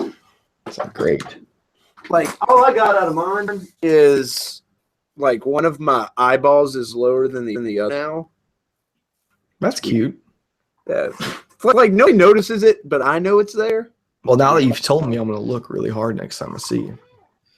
Yeah, because I fractured this orbital, and like they were like, "Well, one of your eyes is going to be lower than the other," and I was like, "Is it going to affect motion?" Nah, don't fuck with it. Because they were asking me if I wanted to get reconstructive surgery and shit, and the whole time I was thinking like, that's going to cut into my check at the end of the day. Yeah. I'm already fucked up looking as it is, so it doesn't really matter. That's a good way to think about it. It can only be an improvement. It's like I'm already losing. Jay, give me that. You want to port my WR head? CNC ported? Are you gonna like put? Are you gonna buy me titanium valves in it and everything else too? Because those valves are $100 a pop. Jesus, and I can't imagine. I don't even think you can fit oversized. I think it's stuck at the size it has, and I'm wondering if porting would even do much to it. To be honest, probably not. I don't think there's any more room. Yeah, they're $100 a piece. A lot of people, if they end up needing valves, they just put steel valves in it. Yes, I was on the Goonies. I am sloth. Hey, you guys. That character. Yeah. 3-angle. Can you do valve? I guess you can use a CNC machine and do 3-angle valve jobs and stuff like that. Yeah, if you got like a 5-axis or a 6-axis, you can't. I mean, I've done 3-valve, and I've done 3-angle and even 5-angle valve jobs, but I've done it like with the cutters. And you can't do it on like a lathe. You'd have to do it on a mill. I mean, I've done it by hand. I've done it by a spinning tool. No, I know how to program NCs. I'd do it that way. They do some wild stuff with those things. Builders do now. I learned how to do all this stuff, and nobody hardly does it anymore. I think we were talking about that too, like banging out fucking valve guides, redoing valve guides, and cutting valve seats. And it's like I learned how to do all this stuff, and people are like, "Why don't you rebuild your own engine? You know how to do all that stuff." And I'm like, "Yeah, the tool kits alone, those valve cutters alone, were like $30,000. Like the valve seat cutters and the valve guide tool kit that the school had." If you're doing it every day for a living, then yes, it's worth it. And then like just even the what's it called, the micrometer kits you need to like measure like hone bore and cylinder bore and all this stuff. Fuck, that whole kit was well over 10 grand for that kit. Because shit, one set of mics. I had to buy my own mics for whenever I was a machinist. Mm-hmm. Those, oh my god! You buy one micrometer is like fucking $500-$600. Yeah, but then they go down to like what 10,000ths of an inch or something. Less than that. Yeah, because our tolerance whenever I was doing valves and shit, our tolerance was like half a thousandth. Yeah, man, you got to measure. So when we had to do it, you had to yeah, there's a couple different ways you could do it to measure it. It's like you can't just stick a fucking pair of clamps on there and do it though. You got to use it like a tri mic for that. What's the stuff we used to use? That stuff sometimes. I know we used to use it for sure on the main bearings. You put that fucking little wax strip on there. I forget what it's called. And you clamp the fucking the thing down. You pull it back off. And you see how much it squished it, and you measure that. I didn't fuck with that. That gets pretty fucking nutty. I forget what that shit's called, but it's like comes in this little string of stuff, and it's like this wax shit. And you put it on, like you put it around the fucking main bearing there, or you put it on the bearings, and you put the cap on. You fucking torque it all the way down, and you pull it back off, and you measure how much it squished it, and that's how you see what the clearance is. Jesus, I know. Yeah. I've never done that. That gets fucking ridiculous measuring all that stuff. But I said when you get to the real world, working in shops, anytime they don't have that. No, you just send it off. You tear it down, you figure out what it needs, or you go, I think it needs this, and you send off. Like the crankshafts, we never did I rebuild crankshafts anywhere but school. Nobody wants to fuck with those things. It's kind of cool rebuilding them, dude. You get to hit them with a big bronze hammer. It looks like you're fucking breaking them. But you put them in these you put them in the rollers. The same thing you use to true a wheel. You put it in those rollers and you put a bunch of those little dial gauges on there. Mm-hmm. You got to make sure you got it adjusted this way. It's like 3-4 different ways you got to adjust it. And you fucking literally go, okay, I need to adjust it this way. You move everything back. You get the fucking brass hammer and you go, bam, you hit the fucking web of it. Fucking move it. Putting them together is real sketch too. You got to press them together and you can't have them fucking cracking on themselves as you press them. So you got to press them even. Well, you got to put a fucking because it goes like this. You got to fucking there's either a wedge you got to put in there. If you can't find the wedge piece, oftentimes you can use a set of needle nose pliers because they go from big to small, and you got to push it in there a little bit. That's the other thing. Most people don't know this. When you split the case, it doesn't matter. But when you go to put it back together, and you got to press that one bearing over the other, you need to put something in that web because it'll fucking pinch it in. And then people don't fucking like nobody knows that. Like, and they actually make like if you have like all the proper tools, there's a tool from the manufacturer makes like a big metal fucking just piece of fucking metal. It slips in there and holds it, but no one has that. So you usually just find just like a wrench that fits, you know, something that fit in there. It works fine. Like I said, pair of needle nose, it works perfectly fine. I've done that with needle nose a bunch of times, but in the real world, you rarely do that shit, man. You'll split a dirt bike case. You don't do too much beyond that. I don't even like splitting a dirt bike case. Dirt bike case is the easiest cases if you're going to do them. Ever done an inline 4? Or I even seen where they've split Goldwing cases. Fuck that, dude. I just like get that shit away from me. I don't want that. I don't want anything to do with that. That's the worst thing I've ever seen. I've split one dirt bike case and gave up. There was when I worked at Honda one time, we had a whole fucking thing of Metropolitans that came in. They didn't put enough Honda bond down the main seal between the two motor halves, and they were all dripping oil. And so they're all just a simple recall job. And they paid really good. And I had like 6 of them, and I got assigned all of them to me. And it was cool because when you do a bunch of things like that in a row, by the 3rd one, you've got it down. I could do them so fast. So you're splitting the case, wiping all the stuff off, putting new stuff on, and pressing the whole thing back together. I could do it without, I could do it with the motor still like half connected in the fucking thing. I unbolt slightly of it, turn it out to the side with like the fucking wheel and everything still attached. Like I figured out some way to do it, rip it apart, bang it all together. And then you were praying that like a whole bunch of them came in at once. I mean, it was cool because it was like they were. I think each one of them, I got paid something like 5 fucking hours to do them, and I got them down to where they were taking me about an hour and a half. I remember the last one I was doing, I was eating a sandwich while I was fucking working on it. You know, might have got a little ham in their motor. Probably, yeah, no harm.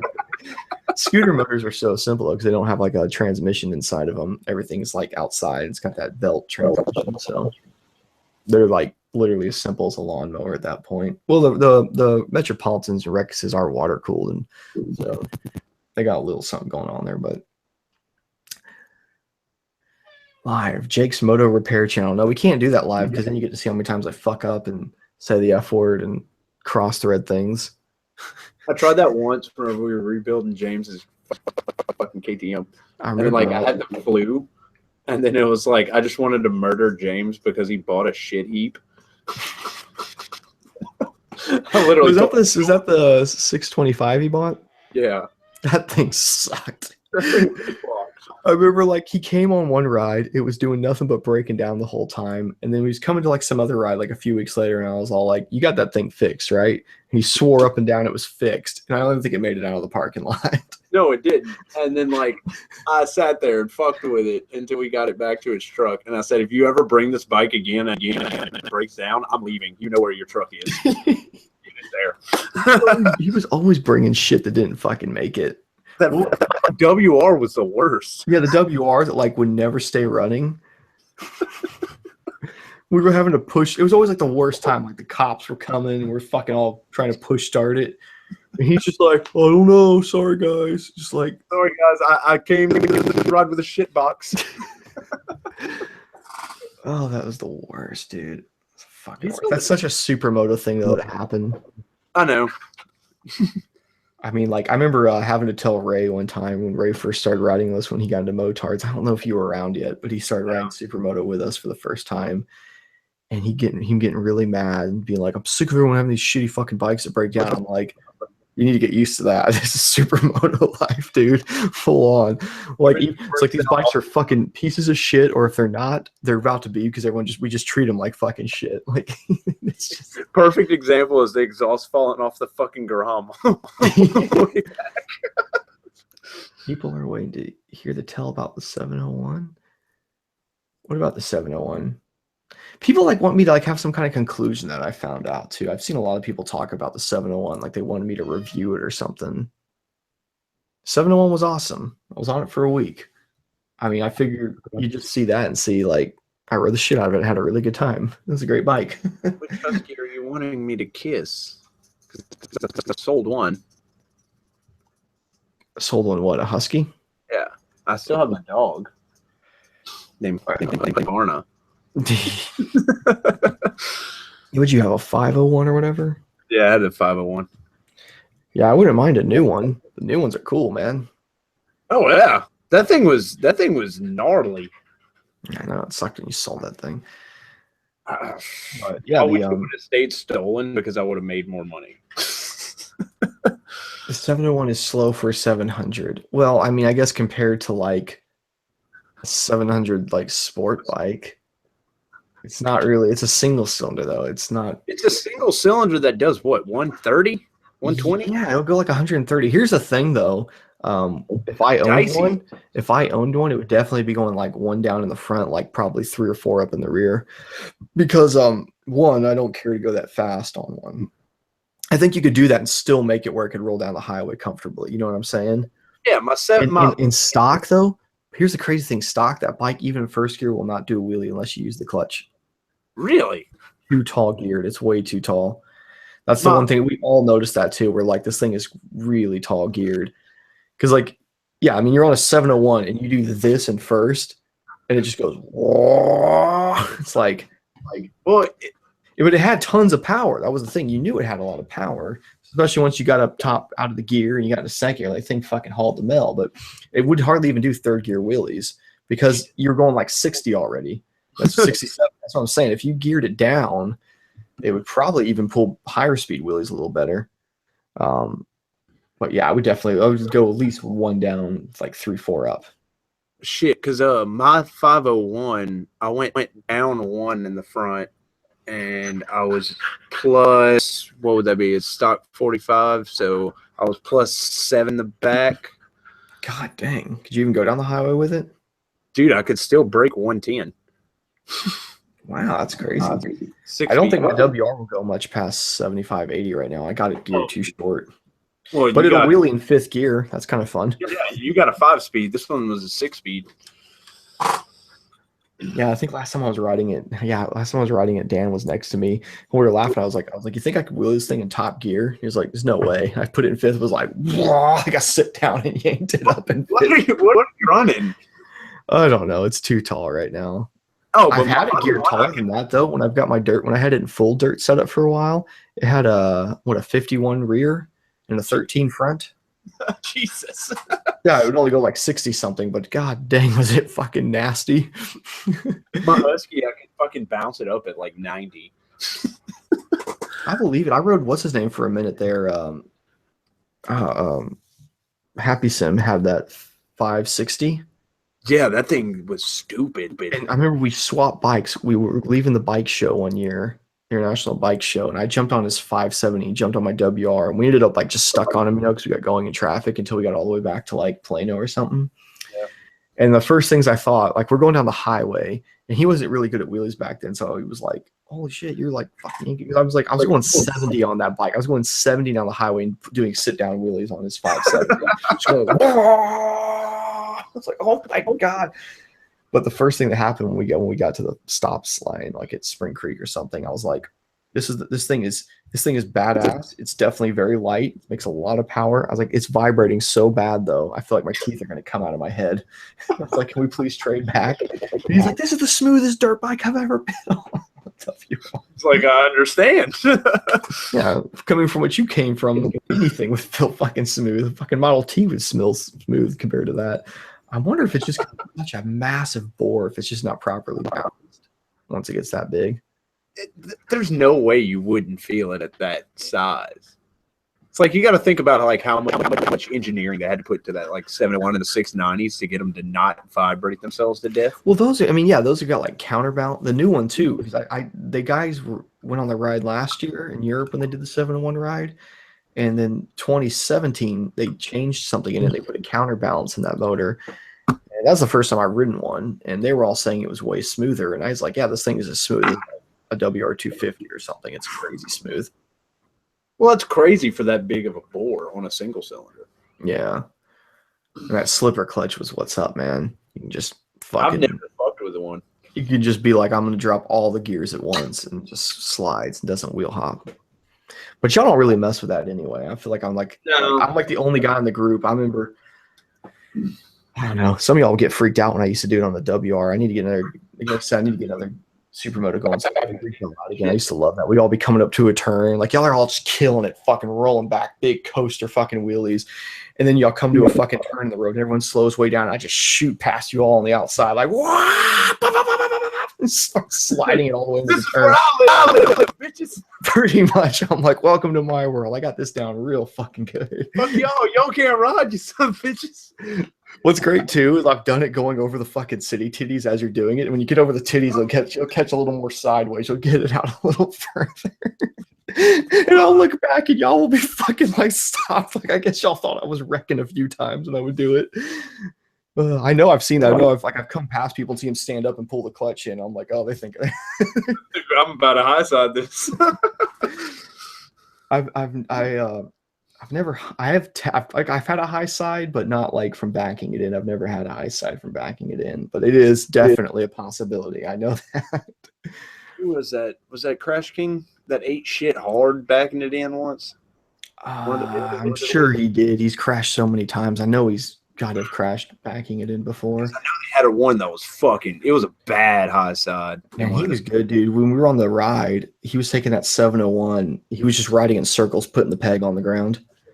Nice. I used to do that with my Grom, but that ain't shit doing that on a Grom. No, it's the Grom is right there. Like doing it on the WR450 or any 450 would be easier. Doing it on the 701, that's a big bike, dude. That's a big bike to have that kind of control with it. I tried to sit on one. I can't reach the ground. I got to tilt it over so fucking far. Well, what's his name? Tony from TTR, or was it TRR? Yeah, TRR. Team. It was originally Team Rectum Riders, and they changed it to Team Reckless Riders when they started getting sponsors. Well, yeah, you can't have that name. No, but Tony's like y'all's height, easy. Tony's super short, man. But he was killing it. He's such a good rider. We would be slowing down and coming up. Like, he'd come up next to you going like fucking 2 miles an hour with that big 7-1 going. Like it's about to stall out. Him and David Bose, both those guys fucking rolling the bike. Animal. You're like having to like go like this back and forth to keep it balanced. Like you're just riding a unicycle now. It doesn't. It's just. David Bose is a fucking animal. Yeah. Well. Until you rode him. Until you rode with him. Until you killed him. Whose fault was it? Turn in front of him, Jake. I don't know. Hopefully he's better now. He seemed like he was. He seemed like he's riding. I think he's riding again now. Yeah, he is. I think he put out a video not too long ago. Yeah. Well, he was putting out videos all the time, but I think he was like pulling old footage and shit he hadn't used or something. So I was never sure, but I know it was something like in the U.S., we told them, the U.S. doctors told them, they put it in a cast. They're like, yeah, it doesn't need any surgery. It'll heal. It'll take a few months.